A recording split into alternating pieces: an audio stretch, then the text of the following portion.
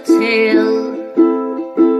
Well, there's a place I've come to know well, led by a man named Sty. He's full of stories, he is quite a guy. Sit around the campfire and hear him tell his tale. Some may be able to relate to him quite well. We're all just people looking for a place to go. Well, Sty has made one, and it is quite a show. Come meet Sty, he's quite the guy. If you're feeling lonely, come and make a friend.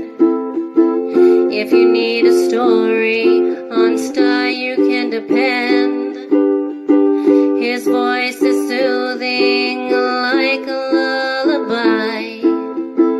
Sometimes he brings a tear to my eye. Sit around the campfire and hear him tell his tale. Some may be able to relate to him quite well. We're all just people looking for a place to go. Well, Sty has made one, and it is quite a show. Come meet Sty, he's quite the guy.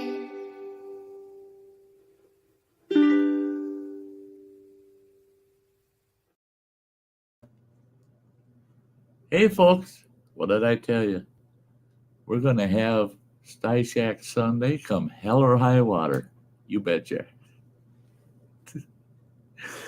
I got a character in the basement goes, woo, you know. That's cool. That's cool.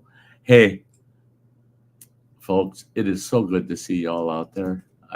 And right from the get-go, I'm going to shout out the people out in the chat. But before I do that, I want to thank everybody, absolutely everybody that was there on Wednesday of this last week.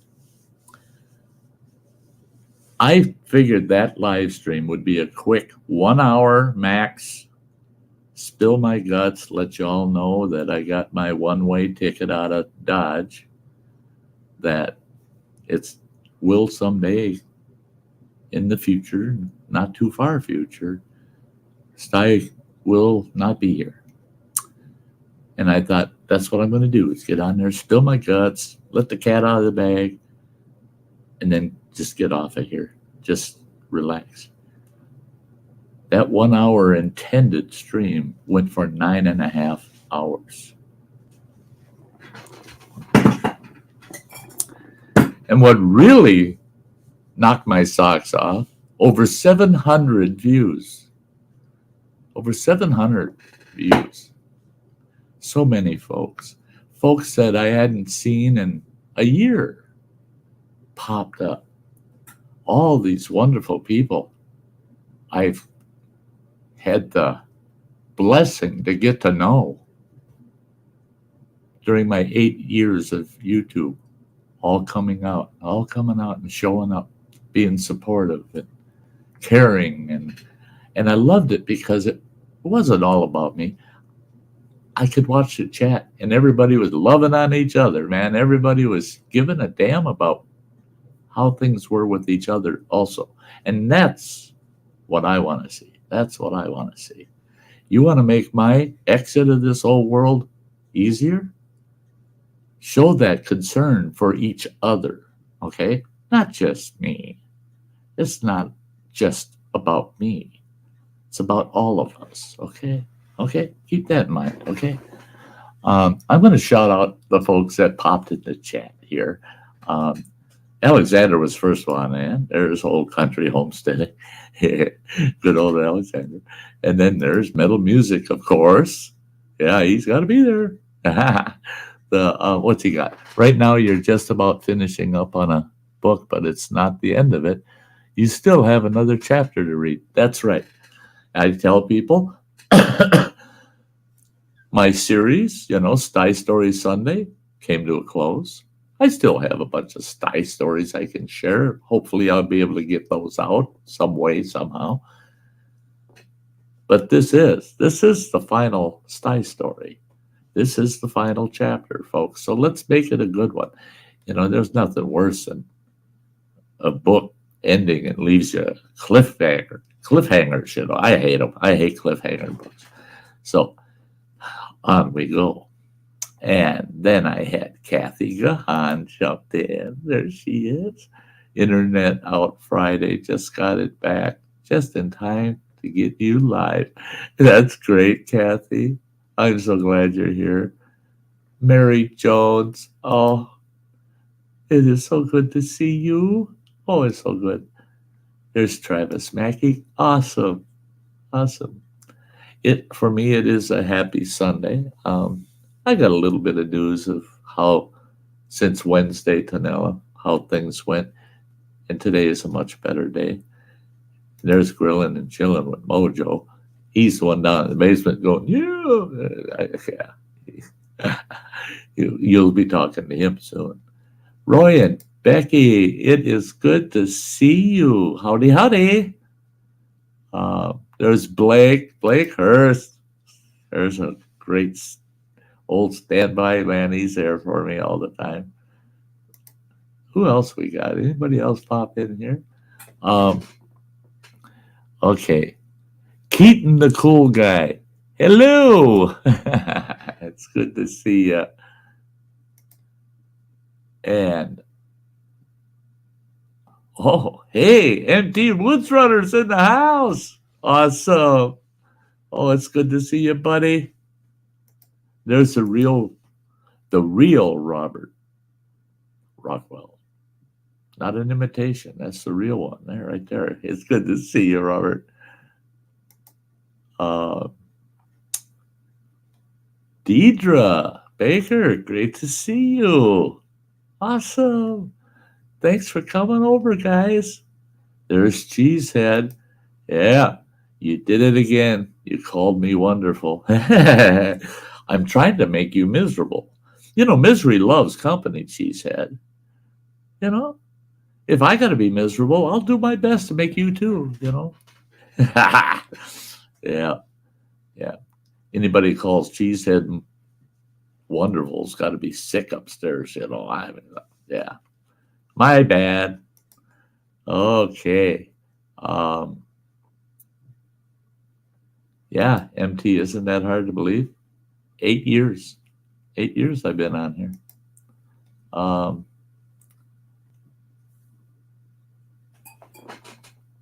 Roberto, hey. Hello.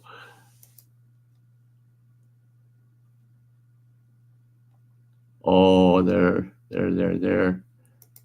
There's my buddy, Dojo. Love you, brother. Lots of good shows together, me and Dojo. Yeah. I still get a kick out of it. We were talking about it the other day, about how you Englanders, some folks just can't understand you. They can't understand what you're saying. Your accent's so strong, I can't understand you. You and a few others know that ain't been a problem for me. I love you guys. I can understand what you're saying. Hell, if anybody can understand Nick Jones, you're doing good. And I can actually carry a good, clear conversation with Nick Jones without going, what in the hell did he just say? I've got it mastered. My friends from across the pond, I understand everything they have to say to me. Yeah, it's great.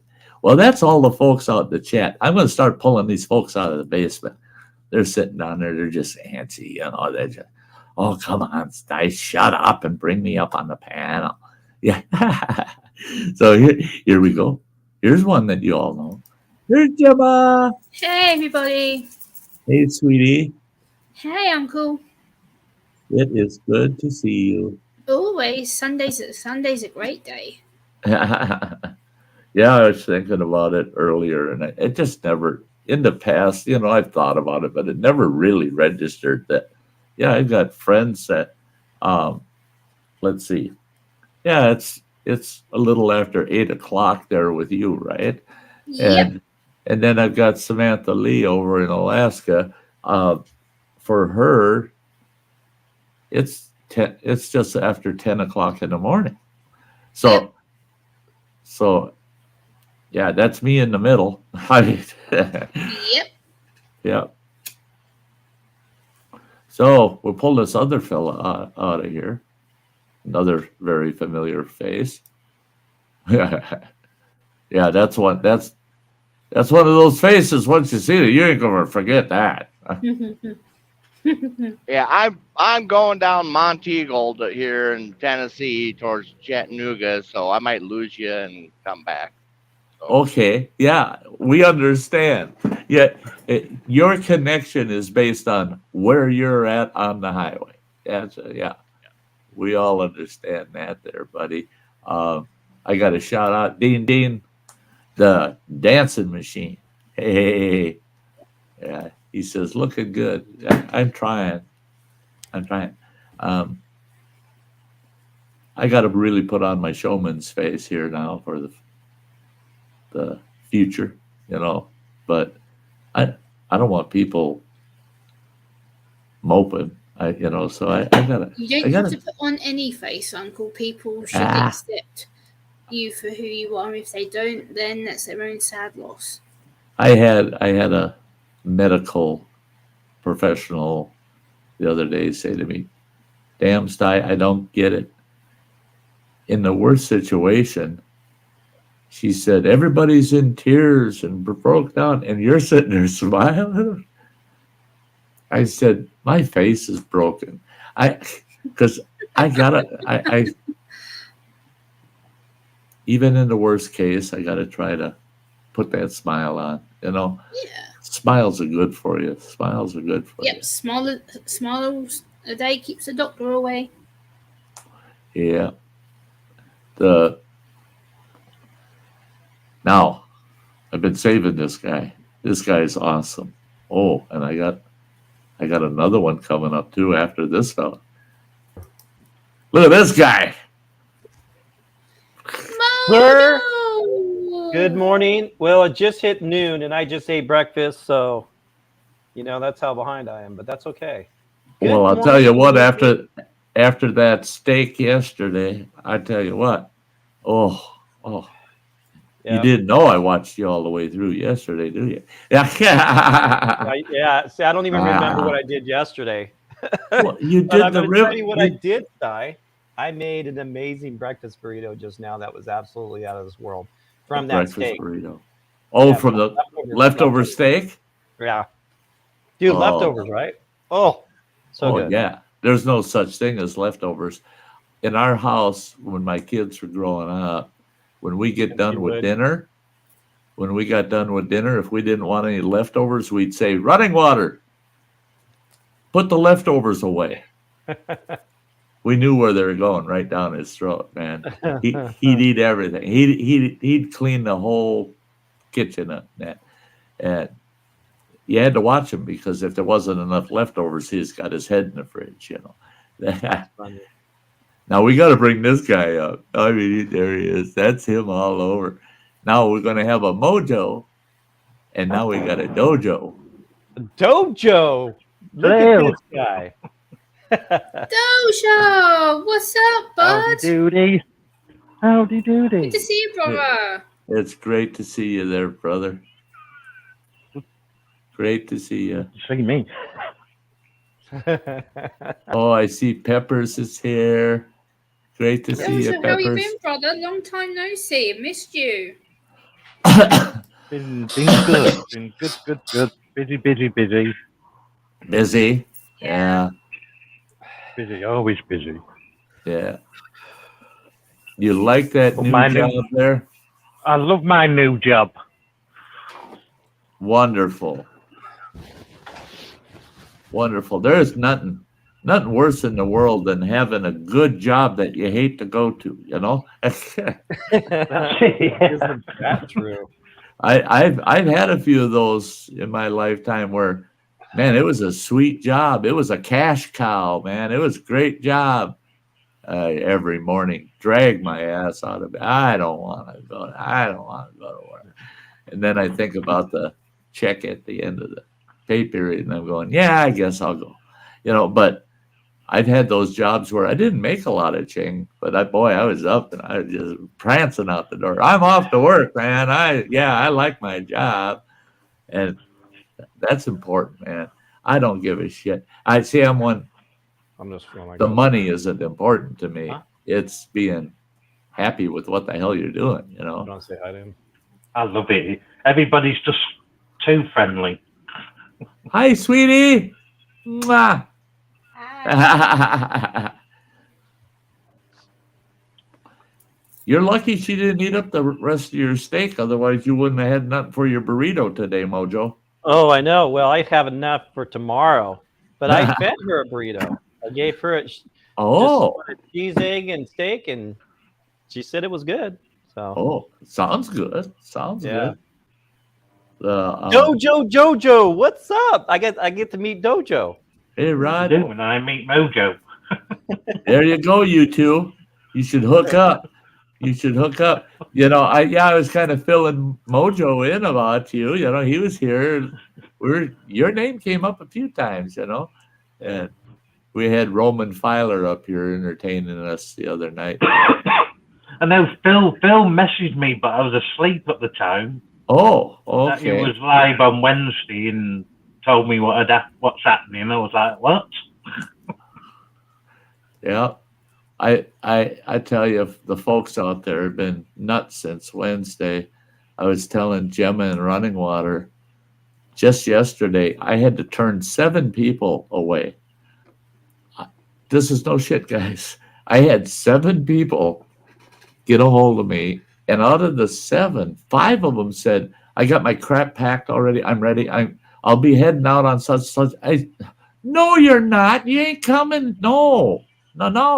People, Sty loves you, but I ain't got room for anybody. Don't come rushing. I gotta see Sty for the last time. This isn't going to happen next week. I'm not gone next week. Next year maybe, but come on, let's slow down, guys. Slow down. Stein's not going anywhere for a while. It's like Gemma. I was about 10 minutes late getting my invites out to everybody, and she was so concerned. So she messages me, "Oh, are you going live today, Sty? I can understand if you don't, with what you're going through and that and shit. I'm just concerned, See, she's one of them. But, Yeah, I am. Guilty as charged. I love y'all, but I'll tell you what. I'm glad I got a cheap Walmart phone because this one's going to burn out soon, and I'll probably have to replace it. That sucker I got it muted now. I even took it off of vibrate. It's just, I might as well shut it off because I can't take it. Beep, beep, beep, beep, beep, beep, beep, beep, beep, beep, beep. And then ring, the damn thing's ringing. And it's just like constant. And I try to tell everybody, slow down. I'm going to be here for a while yet. So slow down. We got plenty of time to say our farewells and love on each other. Hey, relax. I'm trying to relax. But everybody's so concerned I can't relax. Yeah. Well, you could always take and get yourself logged in with the messenger and stuff on my tablet and shut off the notifications on your phone, so you can take the brunt of all that on the tablet. True. It'll be easier for your old fart eyes to see it. Hey, wait a minute. My eyes are perfectly good. I ain't got cancer of the eyes.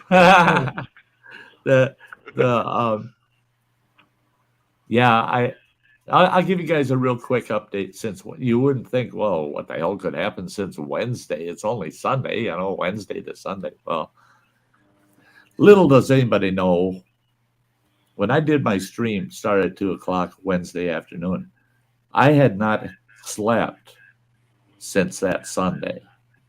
So Monday, Tuesday, and Wednesday, I had no sleep in that period of time, over 48 hours. Well, then I did a 9.5 hour stream. I could have done another 5-6 hours because after I got off the stream Wednesday, after 9.5 hours, I went and made myself a bunch of garbage to eat, junk foods, and played PlayStation for 5.5 hours. So Friday, I had to go to the cancer center that's treating me to fill out some paperwork for something that is just, I don't know, it just confused me. But anyway, so I'm going there to fill out one form. And I get there, and the gal that I work with that's trying to coordinate all my cancer services and hospice and all that stuff, she gets me started on that form, and I realize, man, she's looking at me like, just checking my ass out. And I thought, well, what's she up to, And she says, oh, I got something I got to do. I'll be right back. You just keep filling out the form. Well, she leaves. She comes back, and she's got a nurse practitioner with her.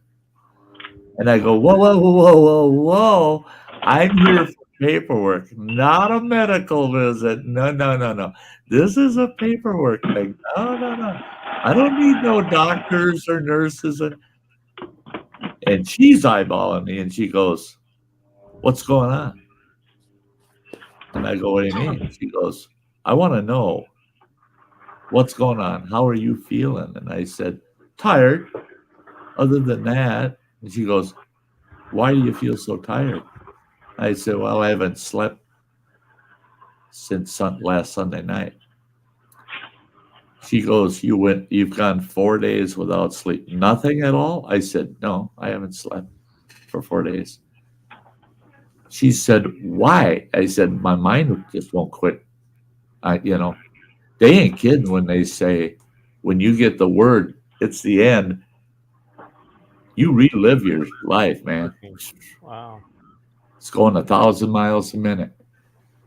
But she says, there's more than you not sleeping. What is it? And I said, well, my surgical spot, the incision, when they opened up my rib cage, that incision's about that long. It goes from the front all the way around my back.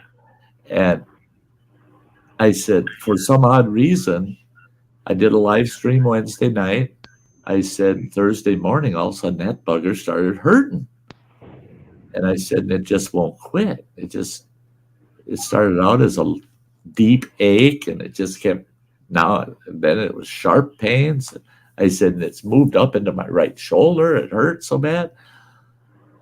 And she goes, so why didn't you call us Thursday morning? I said, well, I thought it'd go away. I haven't heard at all for 3 weeks. So what the heck, give it a few days.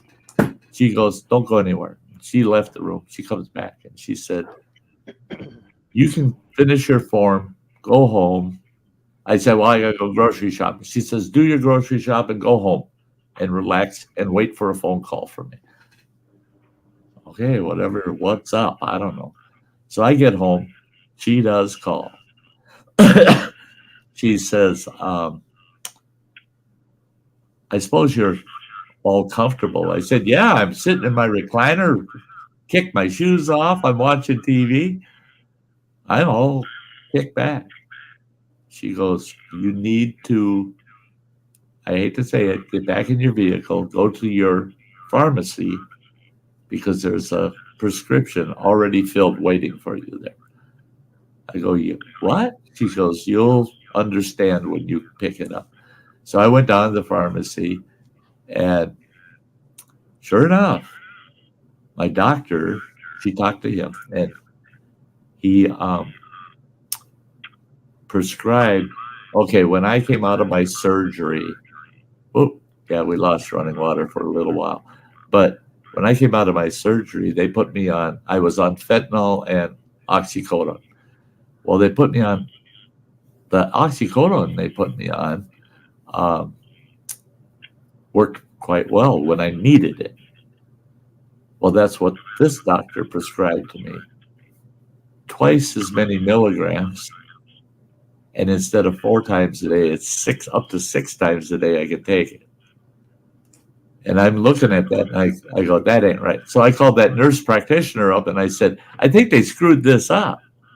First of all, there's a lot more tablets in there than Medicare is willing to allow me to have at any period of time. Plus, it's twice the dose and almost twice the amount I can take in a day. And she goes, hang tight. The doctor will want to talk to you. Wasn't long. Doctor calls me. And he goes, Sty, I told you, you ain't going to feel any kind of misery. I said, you got to be shitting me. He goes, nope, help yourself. He said, as this progresses in a year from now, he said, you're going to be one of the happiest drug addicts anybody will ever know. I go, you got to be kidding. He goes, no, we're going to take care of you. He said, don't worry about it. I said, it's not that bad. He says, no, it's totally up to you. I gave you enough that you don't have to feel anything if you don't want. Plus, I gave you enough where I know you'll be able to sleep. So he said, it's your choice. You decide where you're comfortable. So I took one. Okay? So I took one Friday night. Oh, no, I take that back. It's Sunday. I didn't take it Friday night. I was just being stubborn, you know. So I took one last night. Had dinner, took one last night. I slept for 6 hours. I never even moved. Oh, was I stiff when I woke up. And I'm like riding a wild bronc, you know, when I'm in bed. Flip, flop, roll around. I'm just that kind of person sleeping. My ex-wife, we were Lucy and Desi Arnaz, Lucy Ball, separate beds, you know, because she couldn't handle it. She couldn't handle it. She said, geez, Christ, it's like sleeping on a boat in a storm. You just flip-flopping all the time. I said, well, I'm only comfortable for 15 minutes, you know. Yeah, I gotta readjust. Boy, not last night. 6 solid hours. And it felt like I slept for 60. I mean, so that's the update. I'm looking forward to going to bed tonight, man. I actually think I'll sleep. But they're crazy. Tell me I can take 6 doses of that a day. No way in hell. No way. See, I'm one where I like to soften my pain, but I don't want to get rid of it. Pain tells you where you're at. You know, you can tell if you're getting better or worse by your level of pain. Mm-hmm. And if you over-medicate, you don't even know where that is anymore. So it's plain and simple. Take it when I need it, and that's when I need to go to sleep. Hey, Kane Sample. Good to see you.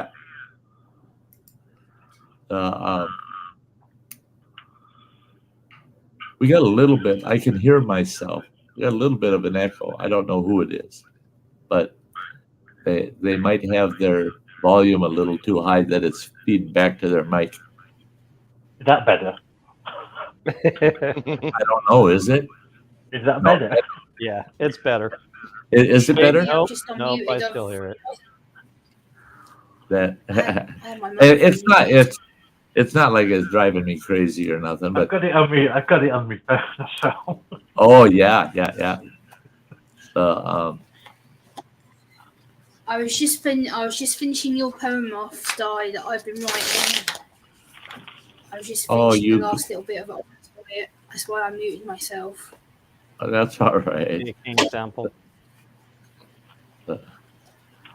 Taking a look at the chat quick. It's now finished. Oh, I've finished it.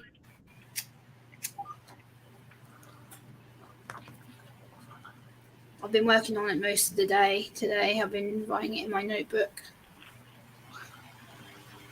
Yeah, we've been chatting with Running Water and my youngest boy. My youngest boy showed up yesterday afternoon. He stuck around. He says, I'll take you to lunch, Dad. He had to work yesterday, and he got off early. He got here about 12:30, 1 o'clock. At 4:30, he said, well, are you ready to go for dinner? I said, oh, yeah, okay. Yeah, we were just yak. So he took me out to dinner last night. You would have enjoyed that. I mean, it's a chicken bacon ranch wrap that this local pub makes, and Oh, yum. and then they give you a big dish of ranch dressing on the side. You can dip that big old ranch sandwich in there and eat. Oh shit, that was good. Damn, that was good. But we were just BSing, just trying to stay caught up on things. And he came up with some ideas for when I get close to the end, because that was something that's been weighing heavy on me. Is I would definitely prefer to expire here at home, and the way it looked, that wasn't going to happen. I was, get towards the end, and they'd have to move me in a facility and blah blah blah blah blah blah, and so I'd have to pass away somewhere unfamiliar. Well, it doesn't look like that's going to happen. Running Water and my youngest boy, they're going to work together. They're going to clear out the downstairs office, because eventually I will be stuck in a hospital bed for most of the time. And so we'll put a hospital bed in that room. My youngest boy says, we'll get you a swing arm TV mount that mounts to the wall, and we'll get you a 30-inch flat screen that you can put right in front of you in that hospital bed. And he said, we'll move your computer and the keyboard and mouse in there and your webcam, and you can live stream right from your damn hospital. But I said, yes. Right. Yeah, right. And I've already got the swing arm. Oh, do you? Yeah, because I had planned on taking and putting, I've got a 24-inch TV I was going to put up above the piano. Oh, above your keyboard there. Out. Yeah. Yeah. So that's easy enough to set up, and, could always slap one of those 32-inch monitors on there, one of those Dell monitors. Well, we can pull one right out of the studio, too, because Right. I won't be able to sit in the studio. So we can pull the center one out of the studio, just move the computer and the those Dell peripherals. monitors have two HDMI inputs. So we'll have one for the computer, one for your PlayStation. Oh, you got to have them both hooked up. Oh, that was one thing your brother, by the way, Running Water. Now, I'll tell you what. And that I told my doctor that. I said, the only thing I'm concerned about is quality of life. And it don't take a lot for me to find quality, hanging out with you guys is quality time for me. So he says, Dad, I'll see what I can put together. I think I'm going to try to buy you something. I said, what's that? And he showed them to me online. Smart glasses that hook right up to your PS5. Oh, cool. You just put them on like a pair of glasses. Now get this. The set he's looking at, they run about $400. But it's got an adjuster on it for people with prescription. Yeah. So you can focus the screen to whatever your prescription is. And he said the sweetest part of it is everything he's looked at about it is it's like you're looking at a 208-inch screen. He said, because you see nothing around you except if you almost have to turn your eyes because it's almost beyond 180 degrees. It's just the whole screen right there. I told him, hell, don't wait till I'm on my deathbed. I'd be wearing them suckers right now. I mean, so yeah, it's all looking good. I wonder how those are. they got to be pretty cool because I have the Oculus, right? Those things that go over your face, and I bet you they're kind of like an Oculus. Yes, they are. So I'm going to pop a bunch of folks out here in the chat that have come in, hanging out, just to get their names up so everybody can see who's here. Oh my gosh, there's a lot of them I missed. Sprocket. Look at these folks. Yeah. Lots of folks. Oh my gosh, guys. It's great to see y'all. Thanks for coming and hanging out at Sty Shack on a Sunday. Now here's a special character for you. Runny Eggs in the house. Runny Egg's great, man. Hey, Runny Egg Derek, what's up? You want a little help growing your channel? Hang out with Runny Egg. He's great, man. He's great. And I'll tell you what. He's a character on top of it.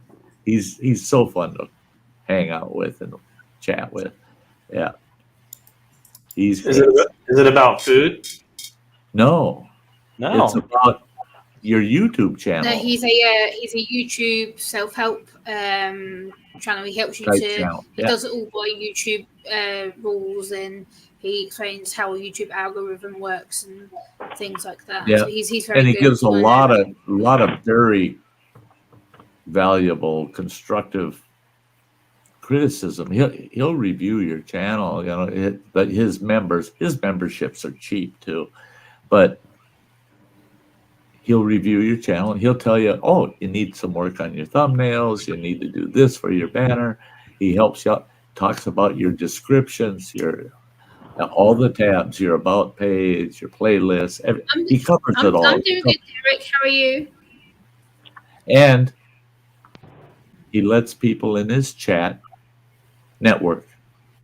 No sub for sub going on there. It's true networking where He's from the UK, right? Yes, No. he is. Yeah. Is he in the UK? Yeah, he is. Yeah, he is. Runny Egg is, yeah. Yeah, that's right. He is. Why did I think he was either a New Zealander or Australia? Do we call that on the other side of the pond? Is that what you mean on the other side of the pond? Yeah, the other side of the pond. That now, if they're from Australia or New Zealand, they're on the other side. They're down in the basement of the earth. I mean, they're always in the basement. Oh man, I keep seeing all these great folks that are popping in. Thank you for the raid, Runny Egg. We appreciate Carpenter's Self-Reliance. Great to see you. The Aqua Adventure. Running Water got me playing. What's the name of that game? The space one? Oh, No Man's Sky? No Man's Sky. Hey, Aqua Adventure, how you doing? The Aqua Adventure. That's what I've been lately. I'm building this big lab under the ocean in this game. And you got a submarine. And it's nuts. It's nuts. Aqua Adventure. That's what I am today. My kid, my youngest boy, he loves PlayStation, just like Running Water and me. And he says, Dad, I'm glad you got the PS5. And I go, really? Yeah, Running Water, you would have been shocked. He's happy for us that we have them. But because Running Water and I were sorry, but we were kind of reveling in his misery because he keeps saying, yeah, I'm going to get one. I'm going to get one. I'm going to get one. And then all of a sudden Running Water and I both have one, playing one of his favorite games online. And he sees us both on PS5s playing that game of his that he loves so much. Yeah, it kind of stuck in his craw for a while. Now he's accepted it. He better. I mean, my kids are all in their 40s. Sometimes they act like they're 12-year-olds. I mean, oh, God. At the Virginia Bushcrafter. Yeah. Love my bushcrafting, you know that. Yeah, Moz, I haven't been there for a while. I've been trying to work on my channel and improvement, and I've been to get better for my own health. I haven't been very well, as a lot of people know. I went to hospital just after Christmas to have surgery. So, are you looking after myself? Running Egg? Is that all these folks? I've seen so many new folks. You're doing Yeah, right. yeah. Yeah, it's a running raid. Yeah, running is raid. Yeah. Awesome. The Brothers Underwater Recovery. Awesome. Great channels, guys. Check Hey, these Nicole, folks good to see you out. again. There's a sweetheart right here, Kimberly. Oh, Kimberly, it's so good to see you, girl. Hey, Kimberly. If I miss anybody, Hey, I'm okay. Hello. To keep up with this chat is insane. You guys are, I love it though. I love it. Just have at it. Keep chatting. There's Mystic Bunny. Jan, sweetie. And you tell, if John's not able to watch, you let him know. I'm going to get him a hiking stick. Don't worry about it. Don't worry about it. It's not, you'll have it by early summer, I'm pretty sure. So, yeah. I got a couple of folks that I owe hiking sticks to. I don't have a ton of them left, but I got some special folks out there that kind of pressing me for it, Boy, oh boy, what a chat! What a chat! People just yakety yak yak. I like it. I love it. There he is. There's John with Adventures in the Heartland. Yeah, we'll get you a hiking stick there. Don't be surprised if it comes as a pair. I can't see giving a hiking stick to John and not give one to his much better half, Jan. Yeah. So, Kathy H., great to see you. Been able to visit Sty Shack for anyone else for a while. I got very sick for Christmas. I got surgery to remove my right leg. Hope you're all. Oh, my prayers are going out to you, girl. My prayers. You bet. Prayers, You bet. Hey, Roman. Is Roman in the house? I Yes, seen the he bowl pop in. Good to see you in the bowl. Roman knows I'll get to him. He can't get away from me,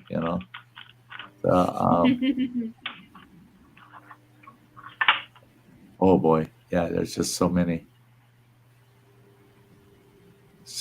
people, and there he is. There's the old Roman. I'm getting down to the bottom of this chat. It took a while. He's working, unfortunately. He says, "Hey, you got to do what you got to do, right?" We were talking about that earlier, but if you like your work, it's easy to go to work. It's really sucks to have a awesome job that you don't like. This is the best move I ever made. That's great. I love hearing that. Oddly enough, for me too, I was so into the outdoors that when we moved from Montana here to Wisconsin, I thought, maybe some logging outfit I can get on with, maybe drive logging truck, something of that order. I ended up flying a desk. I ended up going into executive work and going back to college and getting my degree in accounting and taking over multi-million-dollar projects for Native American tribes. I would have never dreamt that was going to be my career. And that was one of those situations where there were things about the job I totally disliked. But the work, I loved the work. That made it worth getting up every morning and heading to work, and the pay was good too. Hey, Sty, have I ever showed you my buddy's dad? He made me a stick. No? Oh, yes. I think I might have. Yeah. It's got the carvings in it. And Yeah. yes, you did. I just noticed the little ladybug on the bottom there. I'm going to make it.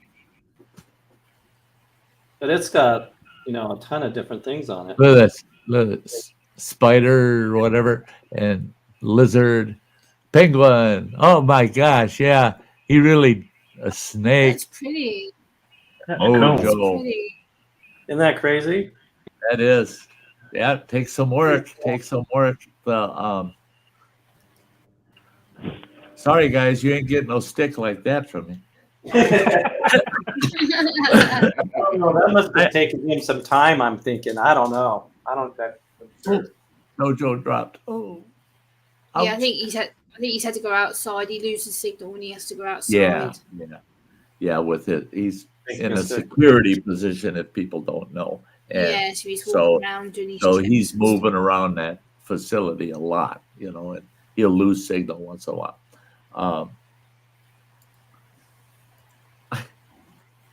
There, see, I told you, popped right back. There he is. I hit the wrong button. The wrong button. That's it. Yeah, one of those. Oh, I shouldn't have touched that button. Yeah.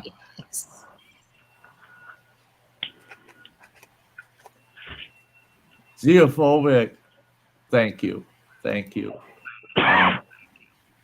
It's very kind of you to be here today. Very kind of you to be here today. I do want to let everybody know that I'm not going 9.5 hours today. Yeah. Is that what Wednesday ended up being 9 hours? 9 hours and 20 minutes. Well, 9 hours and 19 minutes. Holy smokes. Look at you. Yeah. And I haven't done a long stream. Well, I did Christmas was 8 hours. And I was kind of wore out after that stream on Christmas Day. Wednesday stream, like I said, Thursday morning, I shut it down at 4:30 in the morning. And I was still up for another 5.5 hours playing PlayStation. And then I went and made myself busy around the house for the rest of the day. But that's one of the things I'm not looking forward to is the chemo they're putting me on makes you hypersensitive to cold. Okay? Now the chemo they're putting me on is very aggressive compared to now my ex-wife, she had liver cancer, lung cancer, and colon cancer, all three. She's cancer-free today. She went through radiation, the chemo, one small surgery, and she's classified as cancer-free. All right. She was a lucky one. I thought I was cancer-free too. So my youngest boy lives with her, and he said, I told her, look at what happened to Dad. Don't you think you're off the hook yet? He said, look what happened to Dad. And he said, and that's what's going to happen to you if you keep giving up, because she's kind of given up on things. Well, it's pretty carved in stone what's happening to me. But I still ain't going to give up. Well, he did. No, don't ever give up, folks. Don't ever give up. And if you know that the end is near, well, then instead of making today a good day, make the next 10 minutes a good 10 minutes. Do something, make the best of every moment you got. And my heart goes out to my ex-wife for giving up. I wish she hadn't done that. But when they told me I'm going to be hypersensitive to cold, I said, well, what's that mean? They said, well, to the point where you're going to have a couple of oven mitts, for taking hot pans out of the oven, hanging on the door of your freezer. Because if you want to just take a TV dinner out of the freezer, you will not be able to do it without wearing an oven mitt or a real heavy pair of insulated gloves. I said, you got to be kidding. They said, no, you won't be able to handle the pain because your nerves are going to be so hypersensitive to cold. The pain will be excruciating. They said, plus I got to wear a full face mask, a rebreather type mask where you, as you breathe, you preheat the air you're taking in the next breath. Because they said if it's below 40 degrees and I step outside, take a deep breath of air, they said your lungs will stop right then and there, and it'll take upwards of a minute for your lungs to relax enough to start breathing again. They said a lot of people freak out and panic when that happens because they think they're suffocating to death. I said, well, that sucks to no end. I said, I live in northern Wisconsin, for God's sake. I got a snow blow and shovel. I got to be out there. He says 4 layers, real heavy gloves, rebreather type mask, and go out there for 15, 20 minutes at a time and then take about a half hour to an hour break. Go out again. He says that's why you're going to have to deal with it. He says going to the grocery store will suck. He says you'll look like that kid on the Christmas Story in his snowsuit that can't put his arms down because he's so padded up. He said, but don't let it stop you, Sty. Well, it ain't gonna stop you. It's gonna be damaging. I got a nice new pair of welding gloves sitting in the office there you can use for the freezer. Yeah, for the freezer. Yeah. I got it figured. I got it. I think I got it. Elbow length gloves in there. Yeah, in case I got to reach towards the back. And I told him, I said, okay, so I'm going to be hypersensitive to cold. He said, well, the nice thing about it, you take something out of the freezer, you're going to probably microwave it or stick it in the oven. I said, I ain't going to do that with my effing ice cream. I said, are you telling me I can't eat ice cream? He said, you can try. He says, I hope it goes okay for you. He says, but it may be difficult for you to eat ice cream. He says, and whatever you do, take a nice deep breath and a spoon of ice cream. Don't be breathing with cold ice cream in your mouth, he says, because it won't feel good on your lungs. I love my ice cream. Last night I had a big ass bowl full of ice cream. I put 14 maraschino cherries on top of it. I took 2 bananas, sliced them buggers up, threw on top of it, and I smothered the whole damn works with caramel syrup. And the ice cream I was having is called Peanut Butter Party. It's got like Reese's chunks in it. And I'm a diabetic. You know, what's a bowl of ice cream like that going to do? Kill me? Get in line, you son of a bitch. Hey, Hike with Mike, it's great to see you, bud.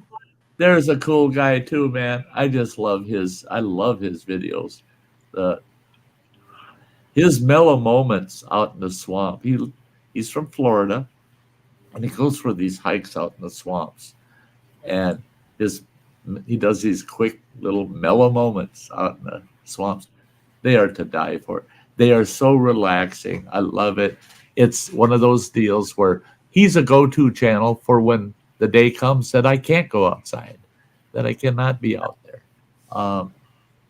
Yeah, he's a go-to channel because that brings the outdoors indoors for me once I'm bedridden, you know. So channels like that, the Mystic Bunny and Adventures in the Heartland, same way. So many hiking, fishing videos. All you guys that do stuff outdoor. Dojos, garden, for God's sakes. I've watched them all, man. Anytime Dojo's in the garden, man, I'm running over there to watch that shit. I love his garden. I would kill to have a garden like that. that's another thing is I don't know if I'll be able to or not, but we got a good spot here in the yard to put a garden in. And I'm thinking I might run down, rent a tiller at only $20 for half a day, and I'm not gonna put a big garden in. But I want to plant some tomatoes, some cukes. I'll come down and do it for you. What's that? So I'll come down and do it for you. No, I want to get my hands dirty, man. I want to get in the soil. I want to grow a bunch of radishes and some carrots. I like some of those quick turnaround crops like radishes, Radishes, lettuces, that sort of stuff.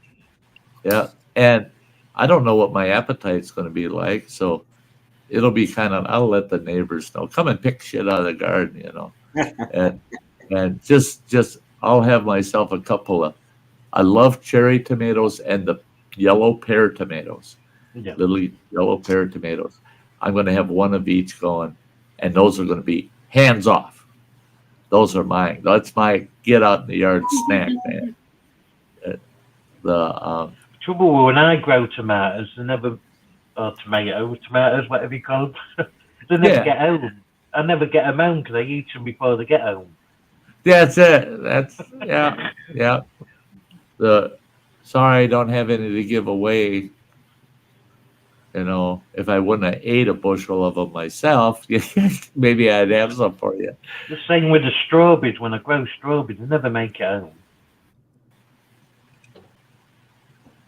Yeah, there's certain things that you grow in the garden. It's just like, don't look at that. That's not yours. That's mine. Yeah. Some things in the garden's just like all-you-can-eat buffet while you're there. Yeah, it's a buffet. You walk through and it's a whole buffet. I had a garden back in when was that? It'd be the very late 70s, early 80s. Let's see, about 1980. We had a farm. I leased the farm, and I had a steer and a milk cow and geese and chickens and turkeys and horses. I was having a blast. 80-acre farm, beautiful place. Well, I, like a damn fool, when I was growing up, spent every summer on the farm with my grandparents and had to work the farm and especially help Grandma in that big family garden. She'd put up a winter and a half's worth of canned goods every year out of her garden, and I mean they bought very little from a store. Hey, it was all see you later. We see you. But I went hog wild, and I went and bought a rototiller, and I started at it, and it got bigger and bigger. Next thing I know, I've got a garden that's 150 feet long by 80 feet wide. Wow. For me, the ex-wife, and 3 kids at the time, little kids at the time. Oh my God. It went insane. That farm had the best soil you ever saw. I had an old Ford tractor with a 2-bottom plow on it. And I ran that plow in the ground, dropped that plow 18 inches, and all that came over was pure black soil. Oh, you nice. never get anything but pure black, pitch black soil. As we call it over here, black gold. The black gold, yeah. Yeah. It was the richest soil I had ever seen. And I've seen some in the Red River Valley, and that's beautiful soil. But that spot, I mean, and what it was is it was an old floodplain off of a nearby river ages ago.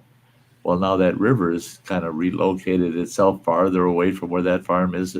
All that loam is in there, and it's just, So that garden went berserk. I go out there, and in a single day, now I had 4 weeks where every single day I was picking between 1 and 2 full bushels of tomatoes out of that garden. I was cucumbers. Oh my God. I go out there about every 4 days and pick. I'd get 6 bushels of cucumbers. It was insane. It was so much. It was so much. But in that garden, my pride and joy in that garden were these little baby sweets, they call them. They're little watermelons. They're only about that big. And I thought, I don't know how well they'll grow, you know. And so I only put 6 plants in, and each one produced between 2 and 4 watermelons. I felt kind of bad. There was a guy hiking down this road out front of our farm, and he's looking at the garden, and I'm out there hoeing in the garden. And he goes, "Those are some nice little melons you got." I said, "You want to take a hoe across the side of the head? Quit looking at them. Keep walking." That's how, oh no. Those things had a rind that was only about a 1/4 inch thick. You sliced them in half, and you had the green outer, and the white rind was only about 1/4 inch thick. It was all dark red, sweet. Oh my God. It was just pure honey. My wife got to eat one. All the rest were mine. That was mine. That was what I charged for putting in the garden that year. But we did everything so excessive on our farm. We only wanted to raise enough for us, right? Well, I ended up giving so much produce away. Just, please take it. They're saying, set up a roadside stand and sell it. Oh, I don't want to waste my time. Just take it. Get it out of here. Just take it. Well, we did the same thing with chickens. I told my ex-wife, I ordered a bunch of chicks, go down to the hatchery, pick them up for me. She goes, oh, okay. She comes back, and I go, did you pick the chicks up? She goes, yeah, I got them. I went out to the truck, and there's 4 boxes. And I go, wait a minute. I ordered 12 chickens. She goes, oh, but they're so damn cute. I got 50. 50? What in the Sam Hill? Hey, Bradley. I was happy because a dog got into the hen house and killed half of them. So I was stuck with 24 chickens and found out if you're not in a community that has a high demand for eggs, you don't want that many damn chickens. I started up with 4, and it went to 8. Now I'm up 34. Oh no! But if you have me, but if you have people that'll take eggs, it's not so bad. But so I'm telling everybody, I was selling eggs for 50 cents a dozen. I'm working a regular full-time job and the farm. Every day on the way to work, I've got 4 dozen eggs on the seat of my truck that I got to drop off to people. All of a sudden, I'm the egg delivery boy, right? And we're eating eggs breakfast, lunch, and dinner every freaking day. My ex-wife would she'd say, what's for dinner? Oh, I'd like some spaghetti. She goes, and how the hell am I supposed to use eggs in that? Well, I don't want eggs. She goes, well, you're eating eggs. We got so damn many eggs, you gotta eat them. I sell mine. You do. Look at that, guys. Free range eggs available here. £1 for a half a dozen. Oh my God. Only £1.50 for a dozen. Yeah, I get. See Dave on security. Aha. Now, I'll tell you what. I bet you sell more by the dozen than you do by the half dozen.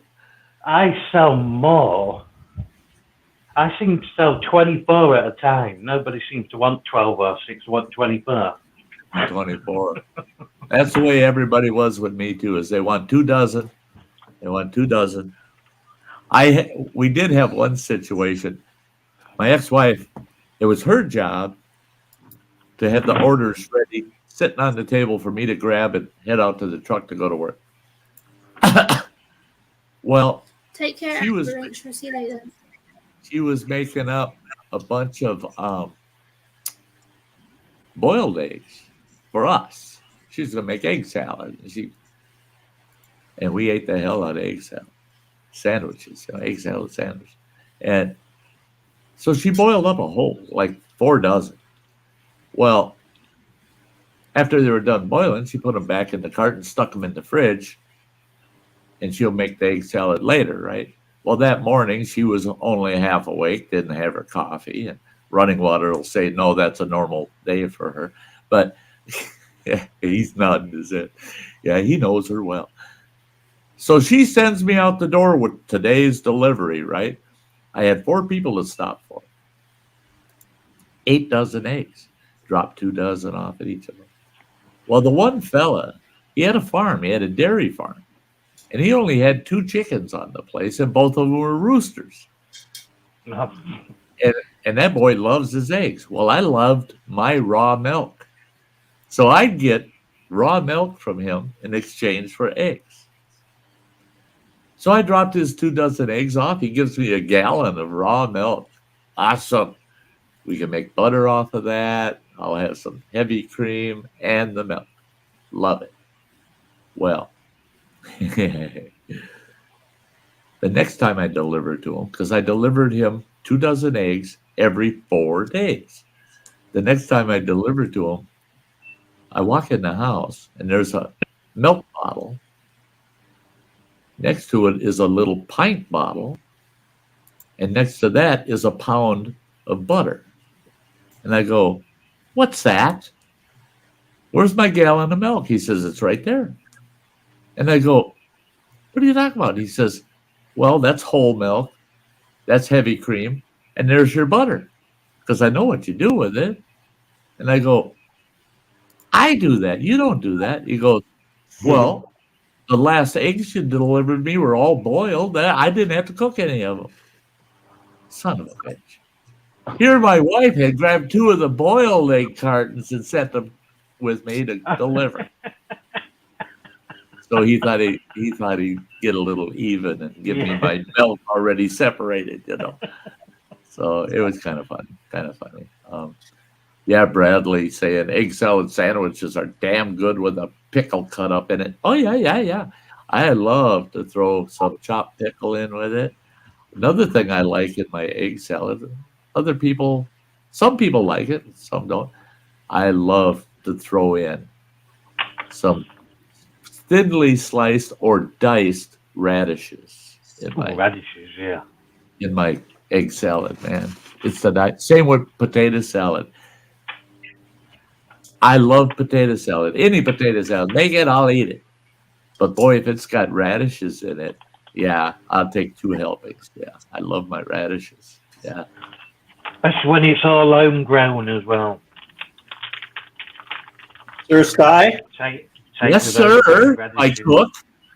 I need to drop off, so. I understand, brother. Much love, Mojo. So what you cooking next Saturday? What a stupid question, right? You got. I don't even know. I'm doing 3 things today, so. Oh, yeah. You are? Yeah, it's crazy. Yeah. Yeah. So you're doing awesome, brother, on your videos. Your video works great. It's awesome. Yeah, I'm putting some change in it. It's time to do that, and I'm getting close to retiring, so. Yeah.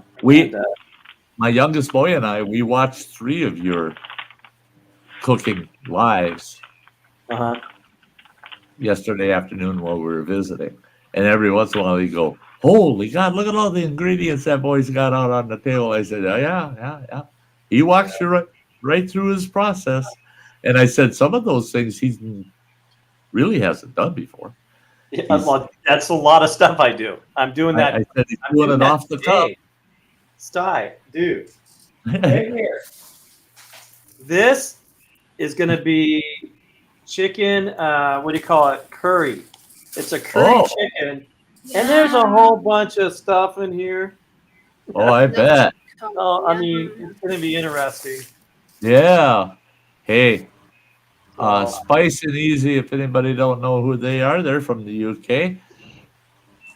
And Spice and Easy? Spice and Easy is their channel name.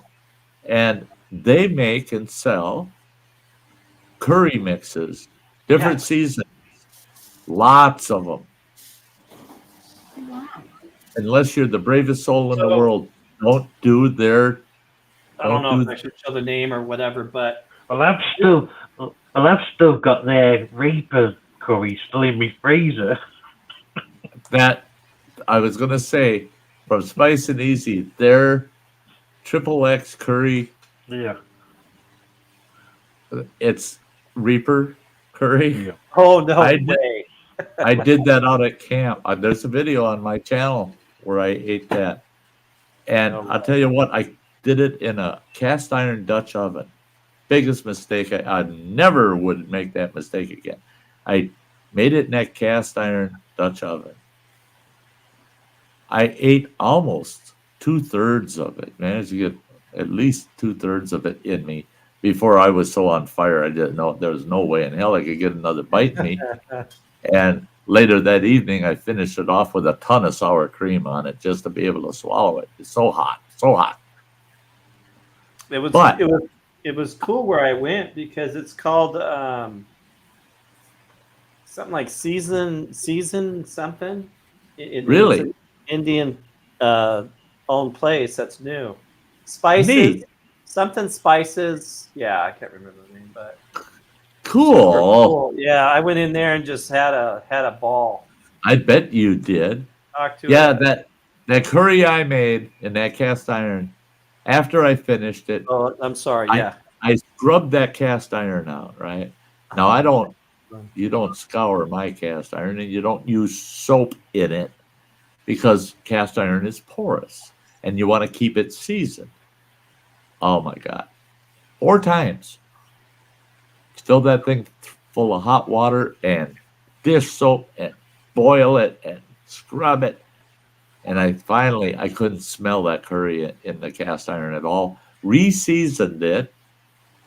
The next day, I did Cornish game hen in it. And mildly seasoned with some garlic and, mild though. I sat down doing a video and I'm going, I've never had Cornish game hen so spicy in my life. That shit was so deep in the pores of my cast iron that it took about 6 meals prepared in that cast iron after the fact where I wasn't getting the burn from those reapers anymore. Wow. But I have to say, as hot as it was and as much as it burnt, the flavors were to die for. Oh my God, they were so good. Yeah. So hearing that you're doing curry, I'm just like, yes. So many people were doing it with meatballs. I did mine with cubed chicken. I wanted chicken. Yeah. Oh yeah. All right, sir. You take care. You too. Have fun making their videos. Don't overeat. Don't overeat. It's too late. It's too late, he says. Love you, brother. Running water. You take care, sir. Good to see you. See you later. Take care, Nigel. Bye-bye. I'll talk to you guys later. You bet. Bye-bye. Sty, can I share the poem that I wrote for you? You sure you can? This is a poem that I've been working on today, and I just finished it when Sty was just going live. It's called Uncle Sty, the Sty Shack. So I thought I would do it. It says, Sty Shack, the place where we all call family. Family and friends gather together around the campfire. Campfire for stories Sty has to share with the world to make us smile and laugh. Laugh each Sty story, we learn more about fun and adventure. Adventures with Sty that we can depend on. Depend on him to take us along with him on his journey. He involves us with joining in the fun. Fun at the Sty Shack, we can depend on the Sty Story Sundays. Sty Story Sundays, we can meet around the campfire to see Sty once again. Sty and friends having fun, and fun together. Together, I feel better when I'm out at the Sty Shack. The Sty Shack being with my family and not knowing who to mask who I am. At the Sty Shack is a place to be wonderful, to be me. Sty makes me smile. Smile I can always depend on having on my face. Sty makes me feel special and I forget about my label. It's just cool to be me. I can be Gemma. Gemma is at the Sty Shack Sunday, Sty Story Shack Sunday. Sunday known I'm with Sty forever and always. Always I'm going to call the Sty Shack family. Oh, that's sweet. That's sweet. Thank you. Thank you so much, Gemma. That's sweet of you. There you go, telling the story of the Sty Shack.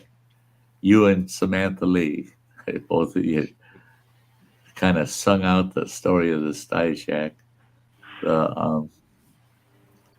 Oh, hey, Joey, it's been a while. Joey! Gosh. Is there anybody out in the chat? You can just say, I haven't heard, just so people are aware. From this point forward, every stream I'm going to ask if there's people that are present that have not heard my news that there's a big major change coming. So if you haven't heard what's happening with me, just say I haven't heard in the chat and I'll give you the real, very quick skinny on it, because I'm not dwelling on it much anymore. I just, on we go. I got to treat every day like it was yesterday, you know? Yeah. But it is so great. Granddad used to say, treat every day as your last day. Yeah, absolutely. Absolutely. That's, yeah. Don't take any, how should I put it? Don't take anything for granted. Don't ever take something for granted that it can be put off. And I can always do that next week or next month or next year.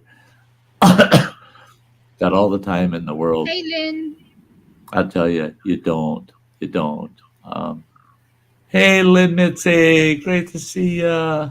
By the way, Uncle, I did upload the train video on Thursday that I promised to do for you. That I put up on my channel on Thursday night. So that's up for you, by the way.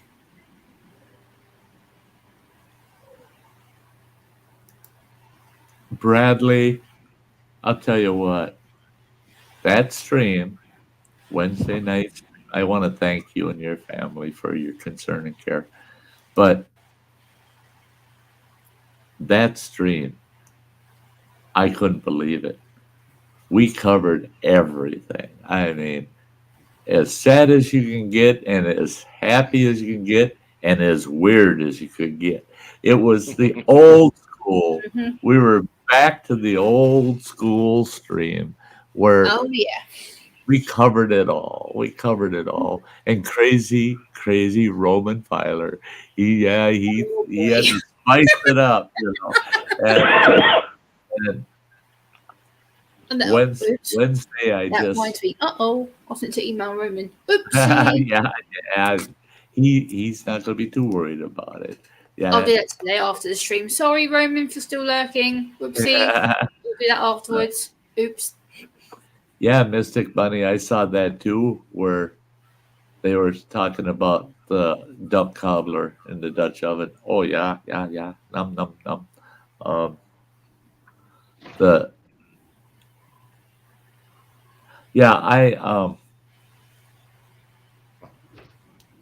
I had a friend that had been watching the stream. That they went all the way through the whole stream. I got through about 5-6 hours, and I had to go to bed. Yeah, and that's it. I couldn't believe how many of you folks came and watched. And she was asking about Roman. She's like, for a bit there, I thought someone had stolen a cell phone and was online from the basement of a psych ward. Oh yeah. Roman's crazy as hell. That's why I love the man, you know? He love lives in the moment. He lives in the moment. Lynn, Mitzi, girl. It's crazy. It's crazy. People were doing that to me Wednesday. Yes, they were. Yeah, but you deserve it, Uncle. You work hard for all of us, and you make us feel better. You support us, therefore we support you back because we want to.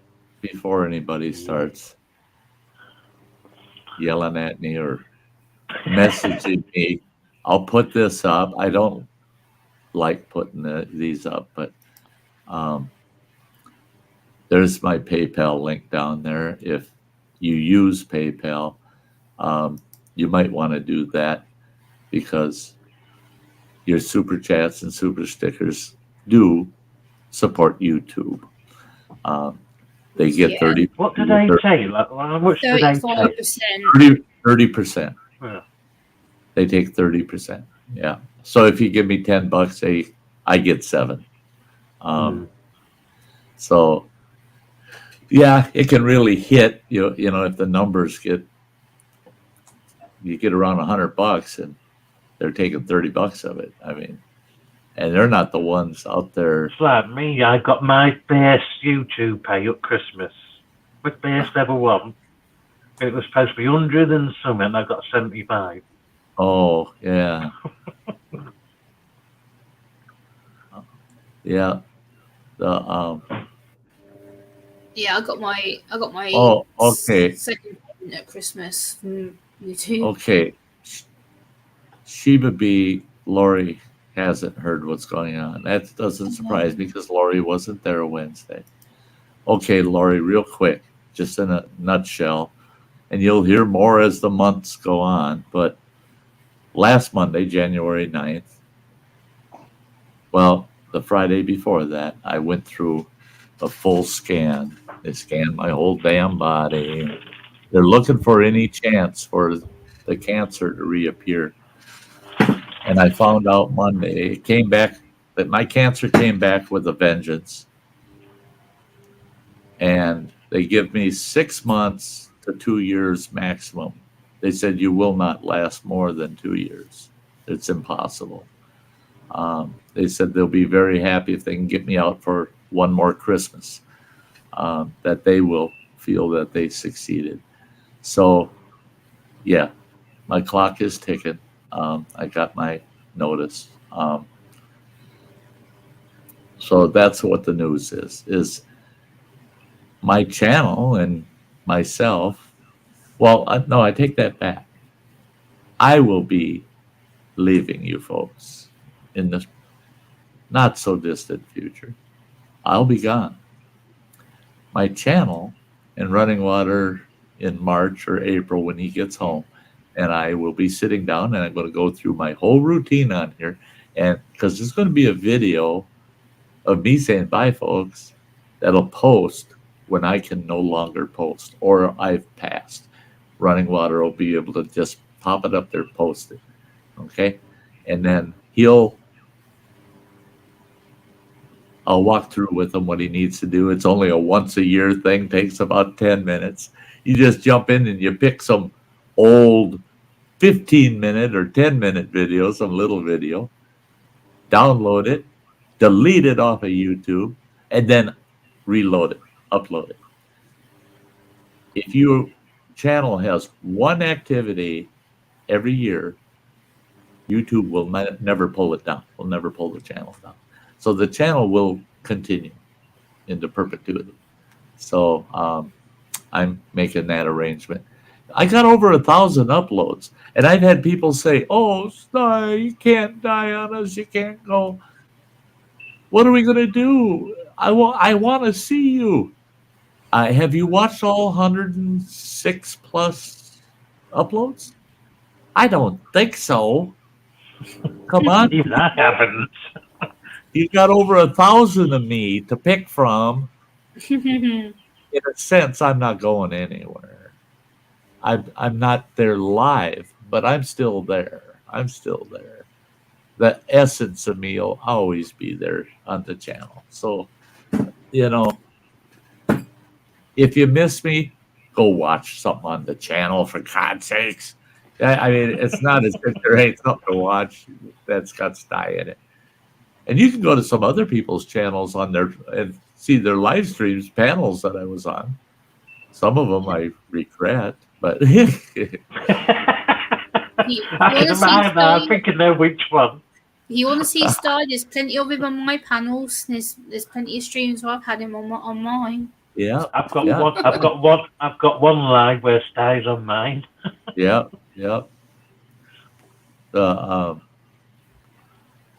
Oh no, Roy and Becky, I don't know. I've heard that from other people that they take 45%, but I tell you what, I'm an accountant by career.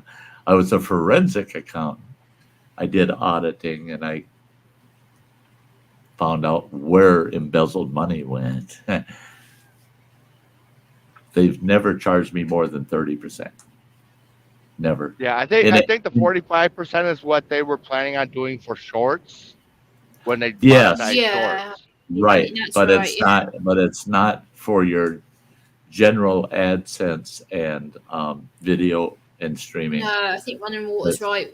It's with regards to short videos. They're planning to take right. 45%. It's because they just monetize shorts, and that has a separate monetization policy than all the rest of YouTube. Yeah, and the revenue on shorts is going to mostly be like, what is it, tips or applauses or whatever it is. Yeah, It's not long enough for ads, really. Right. They're generally, YouTube says that you can opt for ads on your shorts, and I don't understand it. Somebody's going to watch a 3-minute ad to watch your 1-minute short. Yeah. So you're going to watch a 3-minute ad, a 1-minute short, and then they're going to try to get you to watch another 3-minute ad. Because they can't do mid-advertising on a short. You're not going to watch 30 seconds of a short and then watch 3 minutes of an ad to watch the last 30 seconds. So the revenue will be mostly people getting tips and that type of revenue. Or they'll end up doing like the Facebook videos where at the end of the video, if you don't back out of it, it kicks you into a ad right at the end of the little video clip. Yeah. You never get out of it. Yeah. Bradley. Dojo, we didn't need to know. You could have just said, be right back. Bathroom break, be right back. You ever think about that, though? People, they say, I'll be back in a minute. I got to go to the can. What? I don't need to know what you're doing. Tell me you're going to be right back. That's enough. I don't need to know you're going to go take a leak or a dump or something. It's really none of my business, I don't care, But we all do it. We do. Bathroom break. I gotta go. It's like I just got to go for the toilet for a shit. I'm like, I really don't want to know what you're doing. Really, yeah. Dojo, you look so good. It's been ages since I've seen you on He is older. I've got older and I've lost weight under my chin. I've got a flabby bit under my chin now. You're not old, quite you. Now there might be a few people out there that are wondering, Sty still got his big beard. I was going to buzz this sucker yesterday down to more of a cup beard, about that much of it. No. Yeah. Well, do you start losing that when you chemo? The chemo will make my beard thin out. Yeah. And I went through that once already this year, and I started looking like a dog with mange. And I'd run my fingers through my beard, and I'd look at my hand, and it looked like I was holding a dead cat. I mean, I don't want to have to deal with that shit no more. So I'm going to do a good, proper trim, get rid of the longness, but I'll still have a full beard. But all the longness will be gone out of it. Which I'm good with, because the whole beard will never go again. The beard mustache never coming off me again. But I'll look a little Younger. Better kept, a little better kept. Someone looks after you then. And the reason I didn't trim last summer during my bout with the chemo and the radiation was Phil. Everything's spicy. Him and I had a conversation, and I told him, I said, I think I'm going to cut it off, not completely, but most of it. And he said, I hate to suggest it, Sty, but he said, I can't watch as you go through this because it hit him. But he said, those that can watch you go through this process, he said, think of it the way I do my spicy stuff. I suffer it right on screen and let them watch me suffer. Dr. Where most Smith. people do the hot stuff and then they're done. Go off. Yeah. Yeah, they go off. They don't want you watching them go through the cramps and the misery afterwards. He said, if you're going through this process, he said, maybe you want them to see just what you got to go through. So I told him, I said, I love it. Yes, thank you. I'm going to be an open book on it. Let people show how I degrade from that treatment. And then they'll be able to see the comeback, if it's successful. Yeah, that's all right, Lynn Mitzi. Yeah, that's why I said if people have PayPal and would prefer, yeah, because some people don't have PayPal. And then I do know a couple of people. I won't mention their names, of course, but it's not that they don't have PayPal. It's they can't have PayPal. PayPal won't let them. Yeah. They were Say no more. yeah, they were banned off of PayPal, so they have to do a direct payment through YouTube. So yeah, it's just a convenience thing for folks. Because to me, like I said, the money goes a long ways, but it's not necessary. I mean, in fact, I'm selling a lot of my camping gear, a lot of my outdoor gear. I'm selling a lot of that. I'll have a big sale this spring, just before the camping season starts, and I'll put the word out. I'm having this big sale and get that shit all set out and sell it. Well, one thing I'm selling is the adventure trailer. I would say within 6 or 8 months, I'm not going to physically feel like cranking that sucker up, leveling it, manhandling things, dragging the generator out, and all that stuff. So why even have it? So I mentioned to my youngest daughter, who, her and her other half, are bikers. She rides around in a big full dress Harley. I said, yeah, I'm going to sell my Harley Davidson adventure trailer. You're what? I go, yeah. And she's going, oh my God, not now. I said, yeah. Well, they're saving to purchase a house. They don't spend a penny on anything. They don't have to right now because they're trying to buy this house. Well, that was yesterday I talked to her. This morning she sends me a message. Can you send me a couple pictures of the trailer? She says, another couple, friends of ours, are very, very interested in getting their hands on your trailer. So I think I have the trailer sold. I messaged her back and I said, you got to let them know they can't have the trailer till the middle of May, though, because I got to be able to clean that thing out. And I got nowhere to put all that crap. That's why I'm having the sale. I mean, that'll empty the trailer.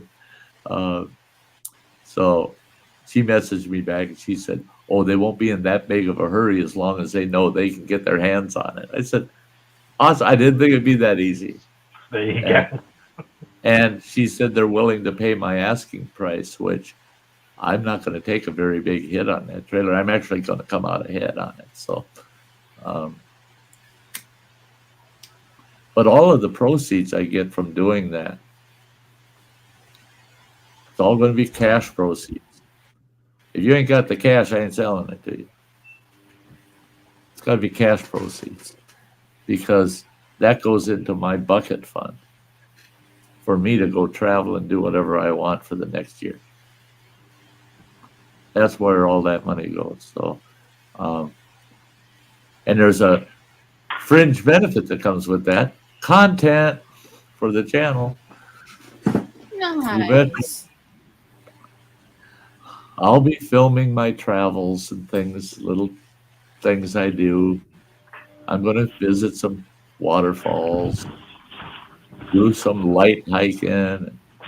Yeah, it'll create content. Yeah. Somebody's got to walk outside.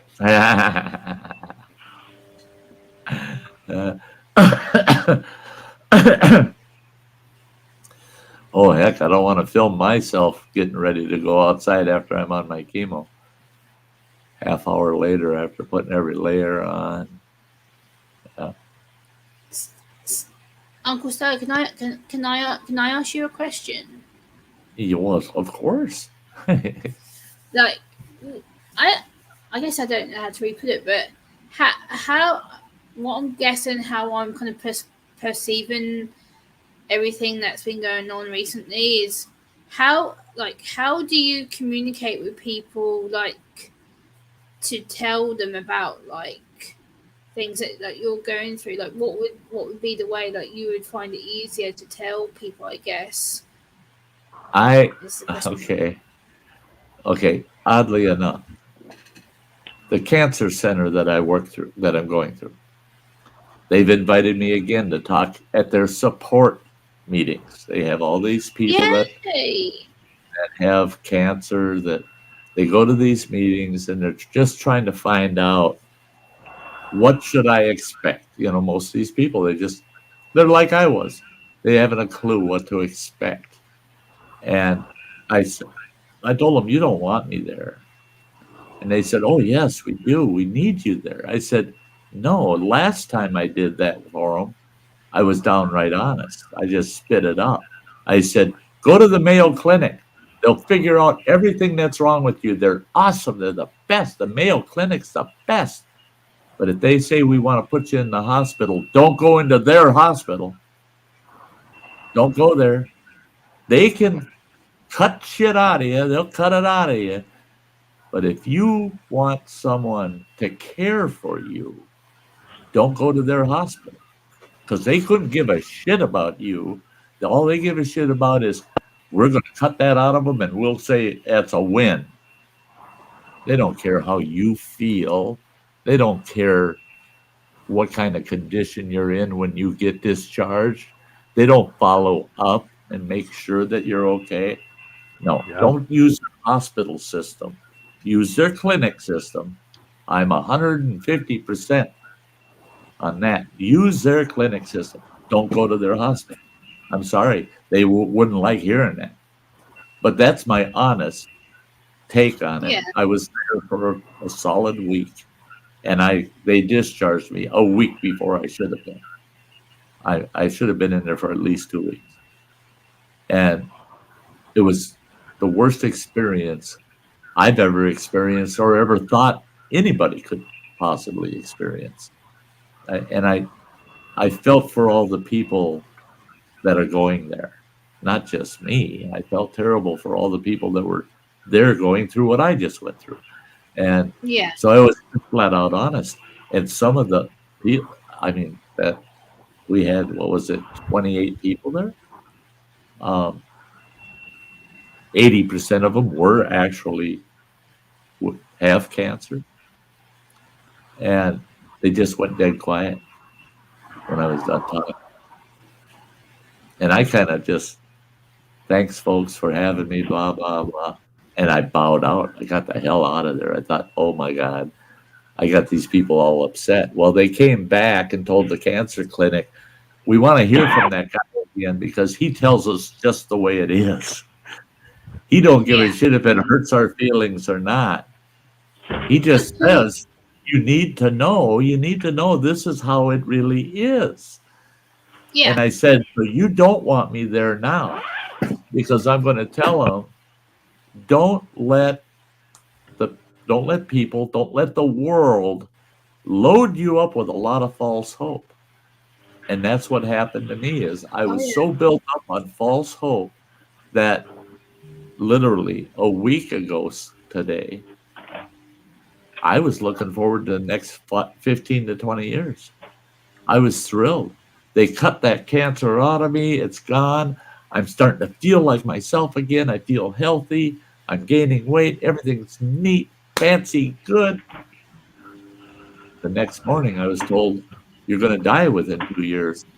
You don't get your 15 or 20 years. We know we told you that you would, but we were wrong. That cancer came back with a vengeance. We didn't see it coming. And I told them, I went through all that hell and misery. I built myself up and survived that only with that false hope.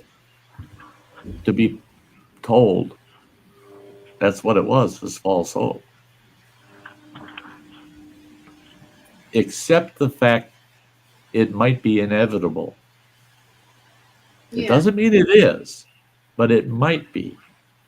So don't make plans a year, 2, 3 years out until you've got some time, enough time to say, it's like they told, after they diagnosed me, I found out they counseled with my ex-wife on Friday. And they told her, they said, if you remain cancer-free for 5 years, then we will consider you off the hook, that you are truly cancer-free. But they said, if it reoccurs anytime between now and 5 years from now, all bets are off. And that's the way people need to see it. Oh, yeah. The rules can change overnight when it comes to cancer. Oh, yeah. All might be I well know that. today, but they might go the other way tomorrow. So be prepared for that. I wish I was more prepared for it. The reason that I asked the question is my aunt died, and it's kind of how do you have that conversation with someone who's gone through it or is going through it? Because for me, I was completely not knowledgeable. I was ignorant. Right. To Right. act, I'll tell you, Emma, the best way to approach that, the very best way to approach that is just be honest with them. Tell them, this is not good. I understand this is not good. You probably will not survive this, but I'll be here with you. That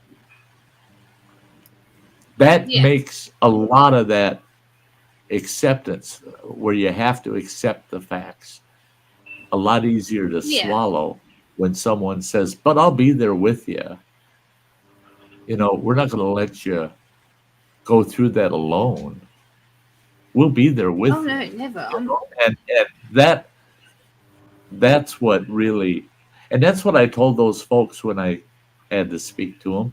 I told them before I left, I said, the one thing I can say is these people at this cancer center, stick with them. Listen to them. They all give a shit. They all care. Every single one of them truly care about you as a person, not your case. Oh, this is a special case. This is good. It's going to look good on my resume. No, none of them give a shit about that. They care about you. And I said, so stick with these people and stay in touch with them. Don't be shy, because they are there for you, and they'll make the whole process that much easier by just being there. And that's why I love what's happened here on YouTube for me. 700 views on that video. All those people showed up, and every one of them cared. Shit. Yeah. That morning, I was feeling pretty spry, I feel pretty good for a dead man. Yeah. It's the same with me. It's like me and my daddy. He don't got cancer, but he's always lived an healthy life. He goes out walking. He's always been running around. Then he goes out walking the dog one day and has an heart attack in the field. And the only good thing about that, well, there ain't no good thing, but the only good thing, there was a nurse walking the dog at the time, so it happened. Yeah. Well, she was there to. I don't know if you heard it, Joe, but my doctor, he told me, he said, I know the next few weeks are going to be kind of a nightmare, getting you all set up, getting that port put in and all that crap, and starting your chemo, and you're going to feel like shit for the first couple of weeks. But it'll get better, easier to deal with, and you'll have a week. Every 2 weeks, you'll have 1 week in that 2 weeks that you're going to feel pretty good. He said, go out and do whatever makes you happy. He says, do whatever. He says, if all that makes you happy is walking out on the front porch and sitting on your ass for 10 hours, do it. He says, you decide what you're going to do to make yourself happy every day. And he said, it might sound cruel and heartless, but I would love to see a viral video of you falling through the air, filming a waterfall that you've just fell off of, and turn the camera and say, well, that's it, folks. Thanks for watching. Yeah. He said, because that's suffering that we don't have to help you through. It's over. It's over. It's done. He said, it sounds cruel, but he said, if I hear that you decided, well, I'm going to see if my car will do 180 miles an hour. Yeah. And you're on your way home after doing 180 miles an hour, and somebody runs the stop sign and T-bones you and kills you. He said, I'm sorry, Sty, but I would be relieved because it would have happened fast. It'd be over. Yeah.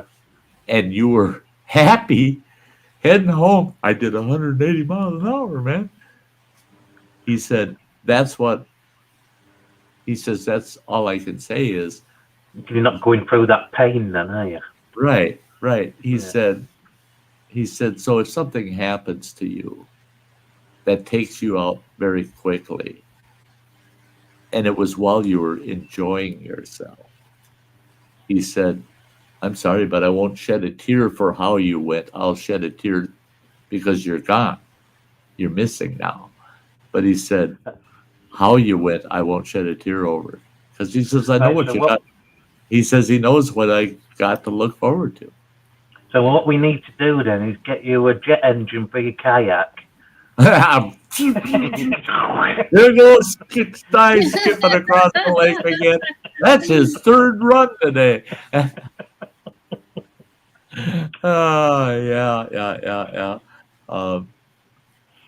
Justin Anderson. Hey, Macintoons. Okay, I'll tell you what. I can't stop people from doing things. There's only one thing at Macintoons that I just love to no end, and that's their original summer sausage. Macintoons' original summer sausage. There's smoked summer sausage. That is to die for. Hey, chat. Hey, Sam. Samantha Lee. Hey, I met you early, Samantha. We were talking about time zones, Hey, and I said, yeah. I started my stream, and it was only 10 o'clock where Samantha is, 10 o'clock in the morning. And here it is, 2 o'clock in the afternoon for me. And it was 8 o'clock in the evening for these guys down here. I'm like, that's Sty, stuck in the middle. I mean, there we go. Sty stuck in the damn middle again. Yeah, even I'm over on the east end, so I'm an hour ahead of you. That's right. Hey, what's the next hour look like? Sunny and 53 degrees. Yeah. Oh, shut up. It's bloody cold here. It got up to 34 degrees here today. It's cold here, yeah. It's currently in my end of the UK. It's 2 degrees here right now. Here, what's at my end of the UK? Just have a look. Justin, just so you're aware, I will possibly not be able to pick it up on Wednesday, but I'll check mail Tuesday and Thursday and Friday, whatever. But It's on free at my Wednesday, end. I may not be able to pick it up. I have a medical procedure on Wednesday. That's a pain in the butt. There we go. Why do they have to make it miserable for you? So I got to get this port put in. That's a surgical procedure. They insert that thing under your skin. They put a tube into the artery at the top of your heart. All this kind of Mystic Bunny. Yeah. And okay, Mystic Bunny. We'll see you, Jan. See you later. Yeah, I remember that port from my surgery. And then they're doing a liver biopsy at the same time. Well, here's the scoop. They want me there at 10 minutes to 7 in the morning. They're an hour and a half away from here. That's when you've got to be up at 5 o'clock in the morning. No. Now hear this. I can't drive myself because they're going to be sedating me. And they discharge you the same day, so they can't let you drive. Okay, so I got to have transportation. The only transportation I could arrange, they will pick me up at 10 minutes to 5 in the morning. Wait a minute. That means I'm getting up at 3:30. I got to get up at 3:30 in the morning. They said by the time the procedure's done and I'm out of the anesthesia and able to move around and be discharged, will be between 2 and 3:30 in the afternoon. Hi, Mike. Hi, Mike.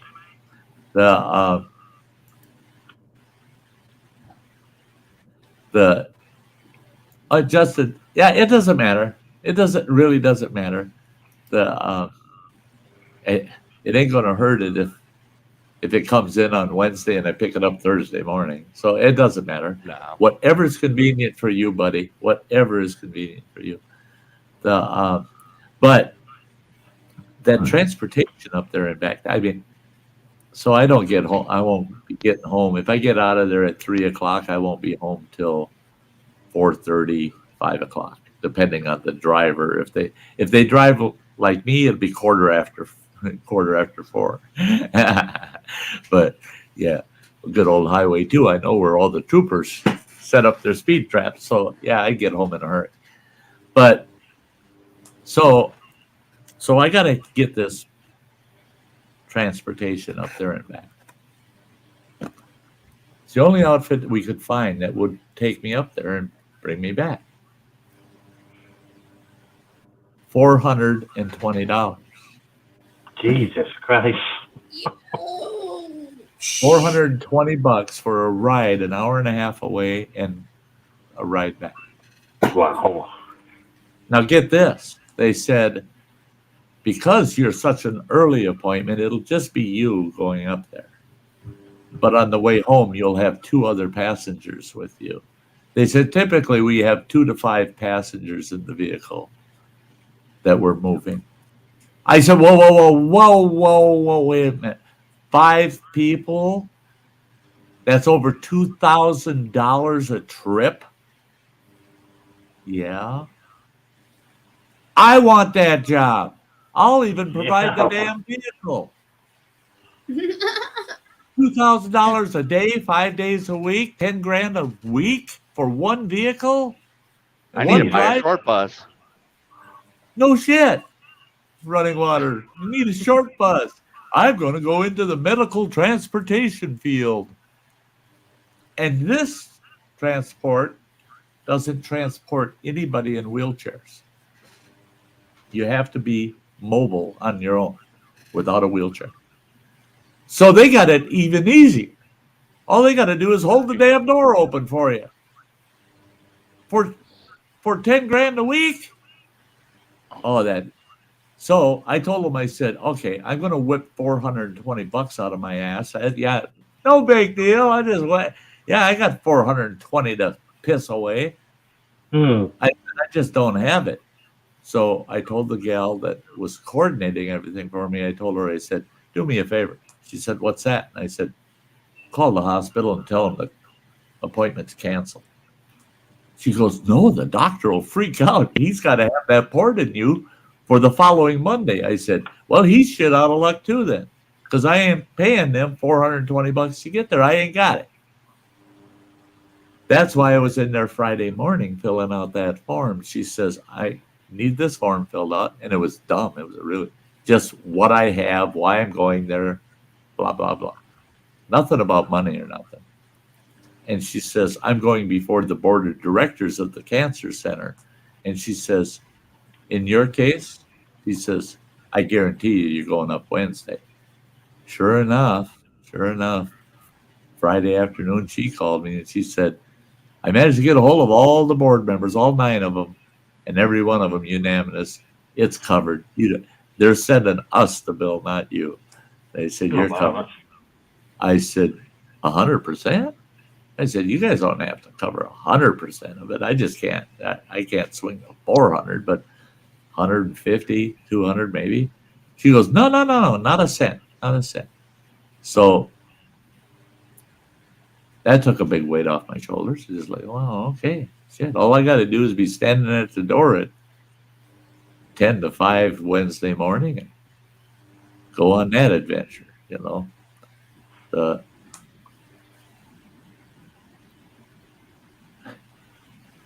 you go. Even Mike's Outdoors Running Water saying, damn, maybe I shouldn't go back into trucking and going into medical transportation. Yeah. Mm-hmm.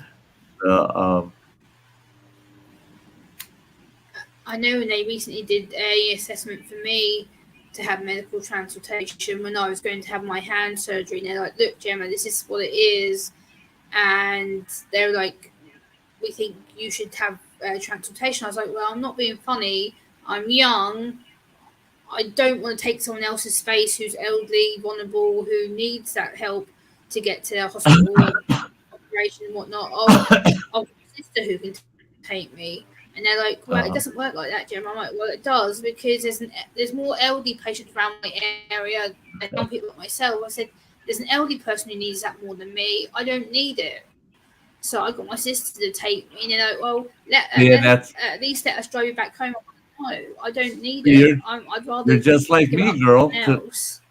That's the way. That was my frame of mind. Is if I'm going to get there, I'll find somebody to take me one way or another.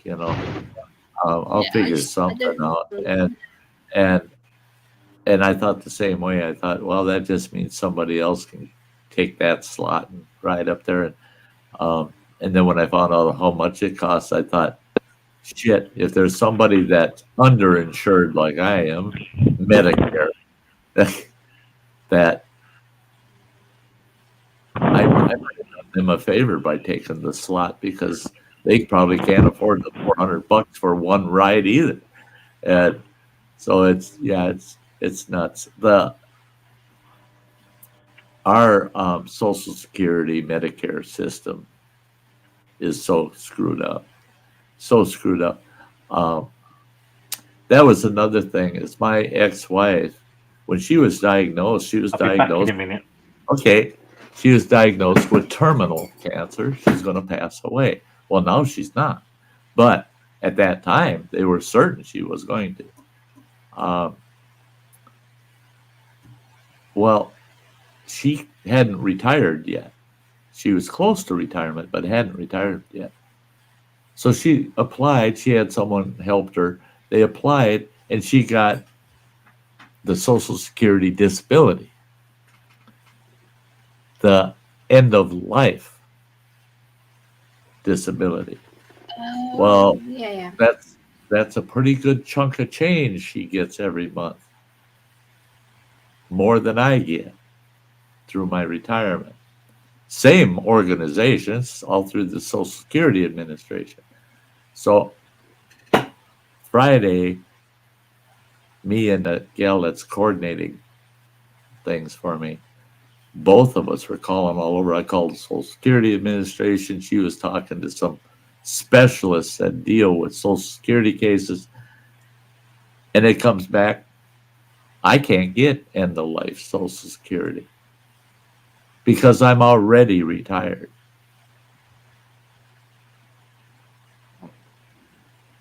Oh, wait a minute. She could have retired if she wanted to. She chose not to. Why am I being punished because I chose to retire? She gets $500 a month more than I do. She gets a ride to Duluth that I don't get. But yet I can't convert from my retirement to the disability. They won't allow me to do that. They said once you're retired, you cannot become disabled after that. That's the most ridiculous thing I've ever heard. Yeah, isn't that crazy? That's ridiculous. That's over here. That's the other way around. Like, even if you become disabled after you've retired, or even before you retire, you are entitled legally to the disability. Yeah, you are entitled. And that's the way it should be here. Oh, they put people on disability here, just boom, boom, boom, boom. But once you've retired, getting on a disability is almost impossible. Talking about disability, you know, I tried to claim disability because I'm deaf. Uh-huh. I was born deaf, so there's no reason. You know, they refused me. What? That's insane, Dojo. And I went to the woman. I'm not being funny. There's people out there who were blagging the system, who were not even disabled, who were getting the money, and there's me who's got the evidence that I am. Yeah, there's no doubt. Yeah, and I can't get it. See, those are the. We'll see you, Lindsay. Thanks, sweetie. There's so many things in life, and that I just chalk it up to life ain't fair. Life ain't fair. I was talking with someone yesterday. I'm thinking I'm going to do probably a video. I don't know if I'll do a live stream. I wouldn't want anybody on the panel while I did it, so I might do it as a video. But I'm going to do a video or a live stream that's called Murder versus Cancer. You know what? This is going to be hard for some people to swallow. But if this old man, okay, get this now. Last Monday I was told, you're going to die rather soon. You're going to die soon. And it's not going to be fun. It's going to be miserable. You're going to be sick, miserable. We're going to do things that hurt you. And guess what? That goes all the way up to the moment of your death. You're going to be miserable. Right up to the moment of your death. Okay, I got to accept that. I got to learn to live with it for my short time. I got to accept that. But if this old man were to walk out there on the street with my 9mm and walk down the street, go down Main Street, and pick the guy that looks like the biggest asshole in town, and shoot him, and then go, I did it. Admit it. I did it. I'll claim my guilt. I did it. Give you in front of the judge. Give me lethal injection. Sty, you're guilty for killing that guy. You get lethal injection. You're put to death. You're going to be put to death. Well, I ain't going to be put to death for a long time. It takes anywhere from 1 to up to 15 years before they'll actually give you that injection. But during that period, they're going to give you 3 nice meals a day. They're going to give you a bed, your own private room, because you're on death row. They don't double them people up. You get your own private room. You get a television. You get access to a full library. And in many states, you even get internet access. Well, I was watching a program. And they will give you your health care. They'll take very good. Yeah. They want you to stay healthy so that when your day comes to be put to death, you are healthy when they kill you. But how do they kill you? Well, the first thing they do, that machine injects you with a general anesthetic that knocks you out just like you're getting surgery. When they knock you out, if you've been there as many times as I have, they knock you out, you're out. I spent 8 hours in surgery and it felt like minutes. I woke up and it was like, what the? Oh, that was quick. No, it wasn't. It was over 8 hours they had you on the operating table. Oh, really? Didn't feel a thing. Well, of course you didn't. You're knocked completely out. Then after they knock you completely out, they inject you to stop your heart. You don't even know that you're dead. You're asleep. Totally. They make sure you don't suffer at all. The only suffering you may have is the little poke of an IV being put in. But yet, a totally innocent person with cancer is made to fucking suffer every minute for months and years, right to the very end.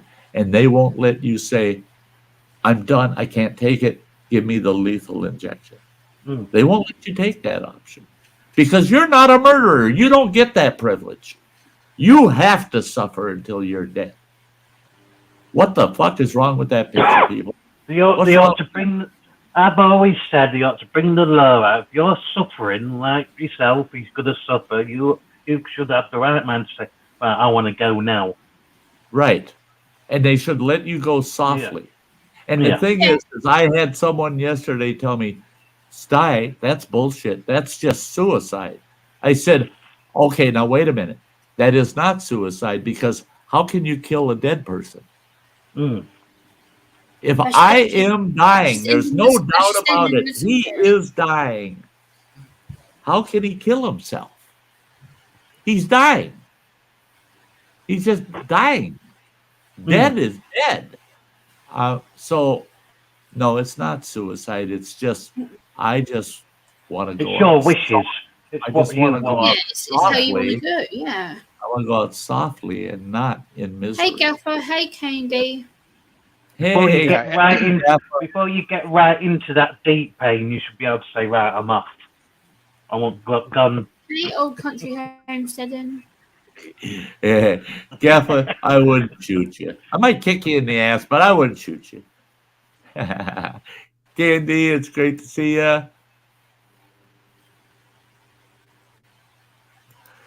Yeah. The Alexander's back. Great to see you, Alexander. But yeah, I had to put a lot of thought into that yesterday in that conversation, and I thought, you know, really, that is so unfair that somebody that is hateful and nasty, and they did a terrible, nasty, they took the life of somebody that had years to live, and they get the most comfortable way to go. You couldn't ask for better comfort. I'm not going to get any of it, any of the comfort that those sons of bitches on death row get. And I'm sorry, but I'm bitter and angry about that. Well, that's why you do end up with these cases where, you know, someone's terminal and they decide, hey, what do I got to lose? Oh, that boss I had when I was 20, I'm going to go take him out. I don't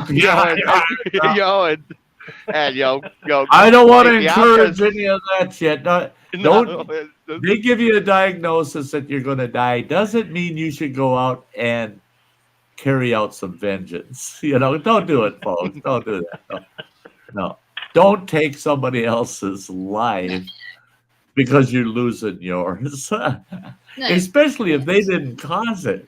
I mean, you know, they didn't give you cancer. They didn't. No, but we understand what you mean, though. Yeah, it's just, you It's know, like, and I've got experience of dealing with my aunt. She had cancer. You know, I was there to see her struggle when she lost her hair. Yeah. when she Right. started losing her speech forgetting who were, and she died at 6. And that was the thing I told my doctor too, I've is seen that. the progression of my cancer. It's in the liver, it's gone into the lymph nodes. So it's going to spread throughout my body. And the odds are, by the end, it'll be in my blood, probably in my bones. He said, it's not common, but it does happen. It can progress to the brain. I said, that I do not want. I do not want to lose my clarity unless I lose it so fast and so abrupt that I don't even know I lost it. You know, there's crazy people out there don't know they're crazy. You know, I mean, so if I could lose my mind to the point where I don't even know I lost it, I don't know I'm losing it, I guess that's the way it'll be. But if I have to see myself mentally deteriorating, I don't know how I'm going to deal with that. That's something I'll worry about down the road. But I told him I don't know how the hell I could deal with that, losing my clarity. I just, no. I watched both my mother and grandmother pass away sharp as a tack. They were, boy, their wits were with them right to the end. And that's what I want, is I want to know right to the last second that I'm thinking clearly. And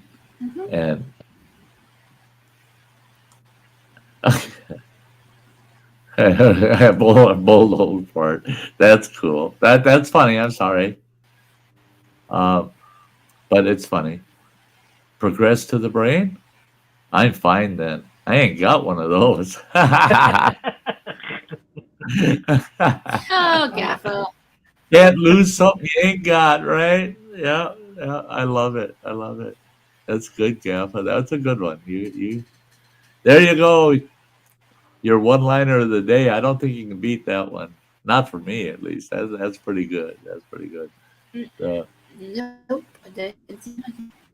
But it's like my youngest boy said.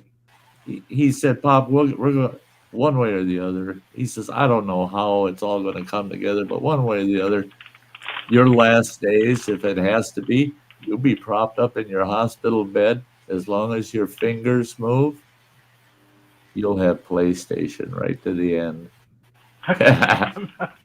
Imagine playing a game where you were going, Sty, why aren't you moving? Sty. Right. Oh, I guess the game's over. Oh, shit. Yeah. But I told him, son. Yeah, Gaffer, absolutely. I said, that to me, if I got to that stage where it's the very end and I can still do something like that, that's quality of life to me. Yeah. That's still something that it's worth being there for. As long as I've got some quality of life to the last moment, I'm happy. It's like when my uncle had cancer before he passed away. He was into his cars. He actually passed away underneath his car fixing it. Working on the car, yeah.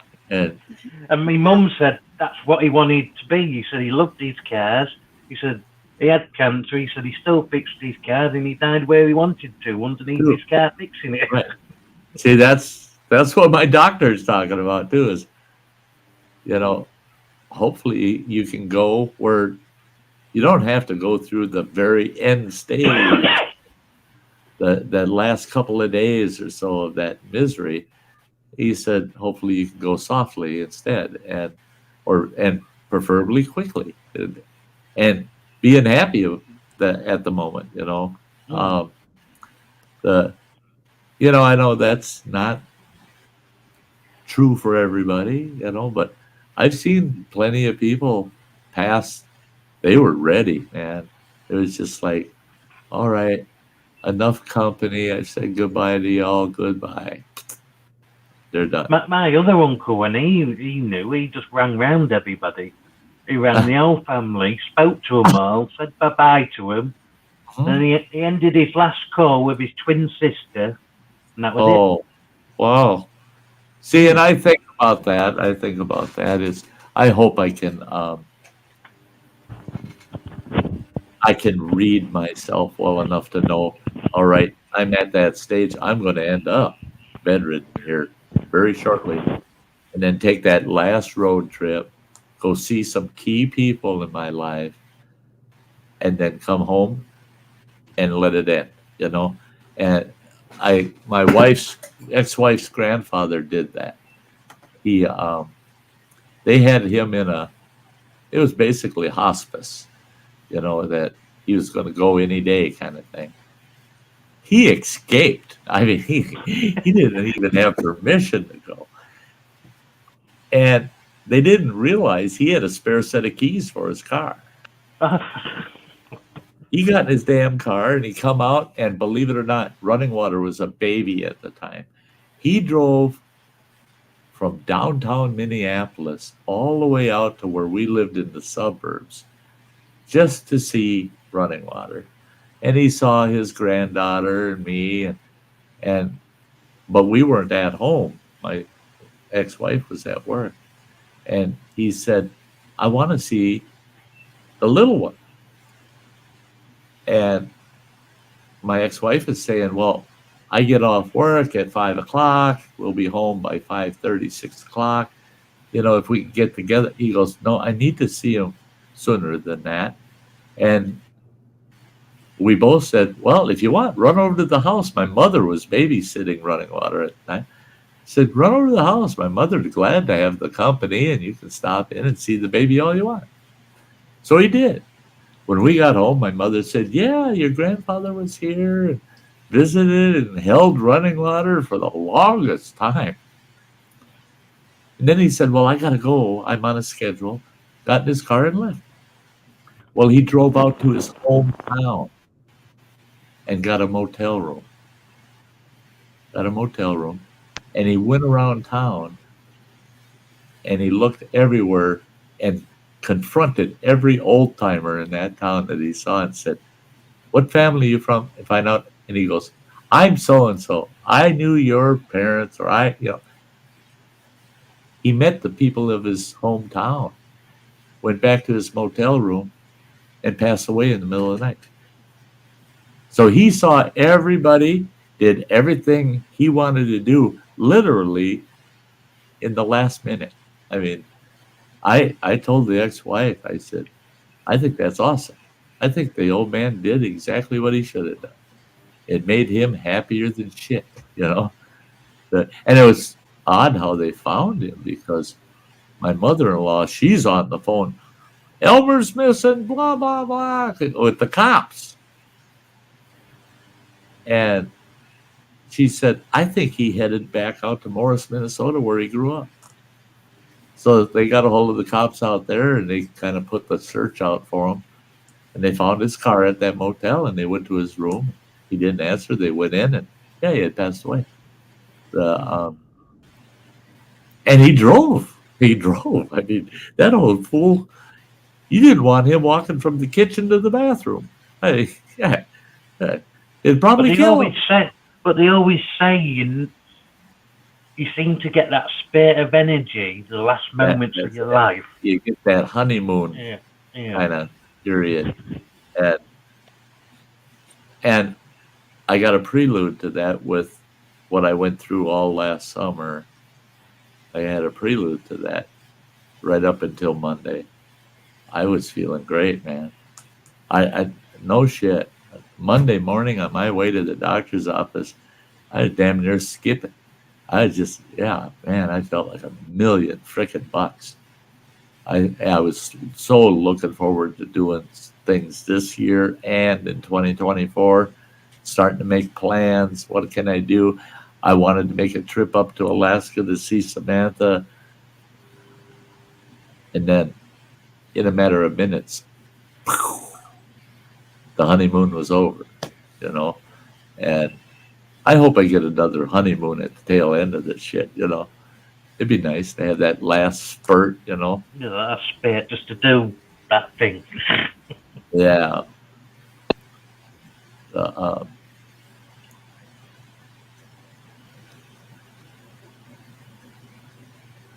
get on the computer. My mom and Or brother calls in because Alabama got hit yesterday with that EF2. Yep, damn tornadoes down that way. Holy shit. Yeah. Kentucky and Alabama got slammed. Yeah, it's nuts. It's nuts. Tornadoes. Something's going to go to hell. It's going to go to hell. Well, I'm going to wrap this up in about 10 minutes, guys.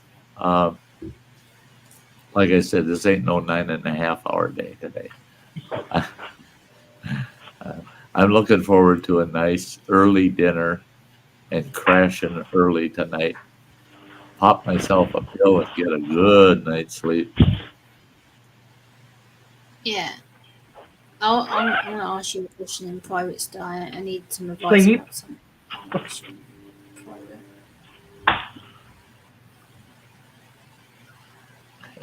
I've got another 9 hours before I can sleep. Oh, boy. Oh, Dojo. Do you work 12s? Huh? You work 12-hour shifts? Yeah, 12, yeah. Where they give you 4 of those a week? No, I do six nights and 3 off. Oh, boy. Oh. Oh, Dojo, that sucks, buddy. It Where does, my other job, I was on 4 on, 4 off. yeah. Now I'm on Yes, 6 you are. on, 3 off. Remember that, yeah. See, that makes me think back when I was drilling out in northwestern Montana on the drill crew. We worked 5 14s, and that didn't include the 1.5 to 2 hours driving up the mountain and back down. Yeah. Then there's And, where I was before, it took me an hour to get to work. Where here, it's only taking me 10 minutes to get to work. oh, wow, that's nice. So that is nice. Nice, Dojo. But I used to go on my motorbike, didn't I? I had a motorbike. But that's how Yes, close you I did, am to yeah. home. That's how close I am to home. I ride a bike. Nice.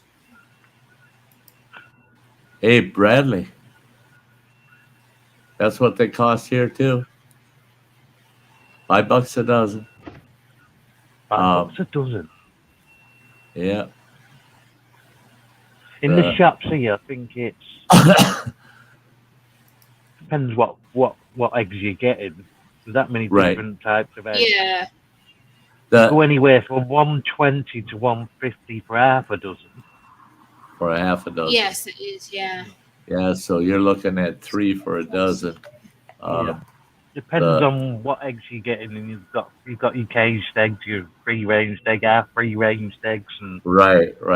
Our free rangers here are running between $4.50 and $6. yeah. The commercial eggs, they're That's running why I between. sell mine. That's why I running sell between mine 3 cheaper.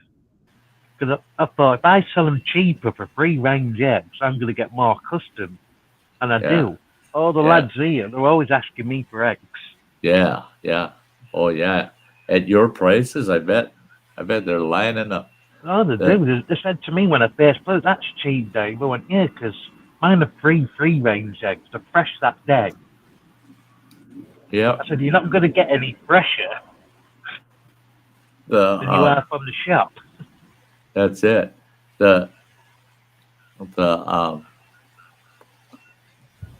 Hey, hi out there. Hello. But I told this dietitian just a few weeks back. She's telling me about how I have to eat healthy and this. I said, no, I don't. I said, they want me to eat 3,000 calories a day. You can't eat healthy and get 3,000 calories a day. And she said, well, you need to eat more of this and that. Everything she's saying is anywhere from 15 to 60% higher than it was 2 years ago. I said, so in other words, in order for me to be healthy, I got to be broke. I said, if I can't afford to put the gas in my car to get to the store, how can I afford to buy that shit? I said, so I got to put gas in the rig, go to the store, and I buy the cheapest I can. And most of that is junk food. It's not good for you because that is still reasonable. But the healthy foods, you can't afford them. Well, it's like Mojo yesterday made a fairly good size. It wasn't huge. It was a fairly good size ribeye steak. And he says it's a little more than I usually pay for them, $20.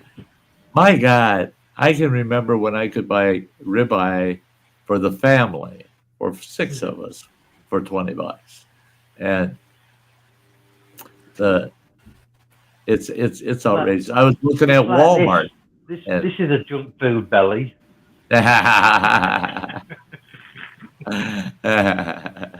Oh, the cat's out of the bag.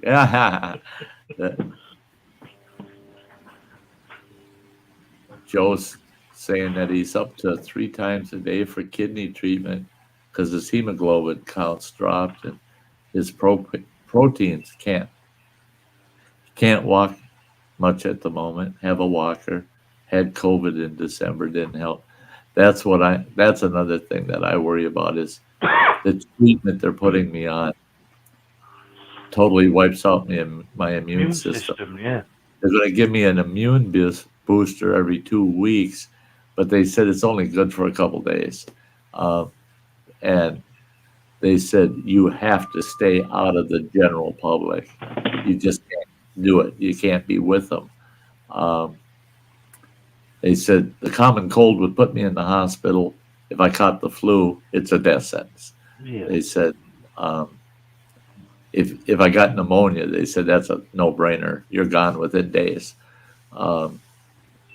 So, yeah, I got to be real careful once I'm going through that regimen.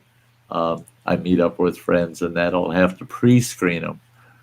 Have you got any symptoms of any kind whatsoever? Or have you been with someone with those symptoms before we can even get together? Right, Joe, I agree with your comment. I don't mind staying out of the public. The further away, Me either. Didn't hurt my feelings when they told me, they said, you got to stay out of that public setting. Don't bother me either. I said, the only time I get out in the public is to go pick up my meds at the pharmacy and to go to the grocery store once a week maybe. And I always try to go when it's not during their peak. It's out quiet. There's not a lot of people. I can avoid people, get my things, and get the hell out of Dodge, I said, so it's really not going to change my habits much, because I don't really go out in public. When I'm off, I'm in my garden. Yeah. Go fishing now and again, and I always choose the fishing bit where nobody is. Yep. Most of the public stuff I do is like if I go to my Elvis tribute to see my Elvis friends, or if I'm meeting up with like my sister or something. But apart from that, no, pretty much I'm at home. Yeah. Nothing wrong with that. Running Water, he only has to deal with the public when he's got to get out of that truck.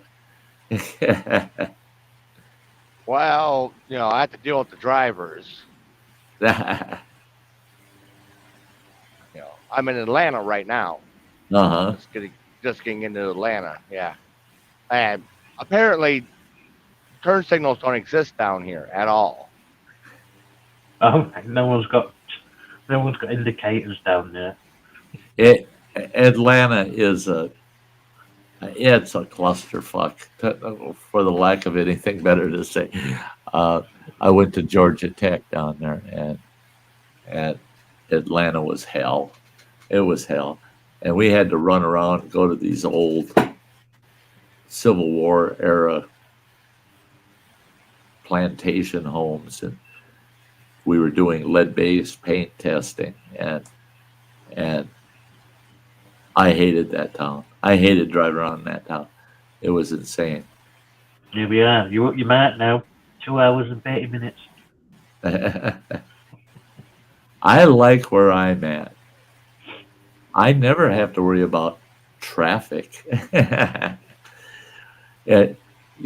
traffic in the town I live in, it gets really busy to one of us that lives here. But people from the cities come up and they go, boy, there's hardly anybody here. And we're like, all these damn tourists. Yeah, it's so busy around here. There's all cars everywhere.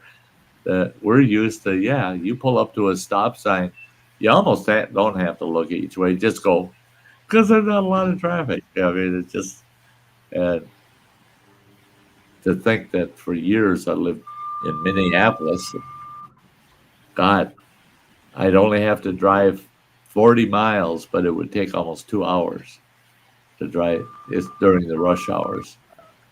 It's nuts. Yeah. Yeah. Well, guys, running water. There you are. He dropped out. Hate to end with him in La La Land. There he is. Well, guys, I think we're going to wrap this up for today. I don't know if I'll do a stream sometime during the week or not. If I do, it'll probably be Thursday or Friday. But like I said, every Sunday, 2 p.m., you can count on it. We're going to have Sty Shack Sunday, as long as I can go. And Yes. I'll have random streams sometimes during the week. So watch for those. So if you're not subscribed, subscribe, Right, ring Justin. the bell. You'll know when I'm doing one. Justin, you have a good one. Well, Joe, Justin, Alexander, everybody out everyone. there. I want to thank you three for coming and hanging out with me on the panel You're today. welcome. It went really good today. It was great. I enjoyed every bit of it. And And everyone, if you can't be good, be careful. yeah. Well, and like old Red Green from Canada says, if the girls can't find you handsome, at least they should find you handy. Yeah. So I'm going to grab that girl in the Jar. fur coat on the front steps, and we're going to do the waltz out here on the porch, and I'll see you all next Sunday for sure. Bye, guys. Bye.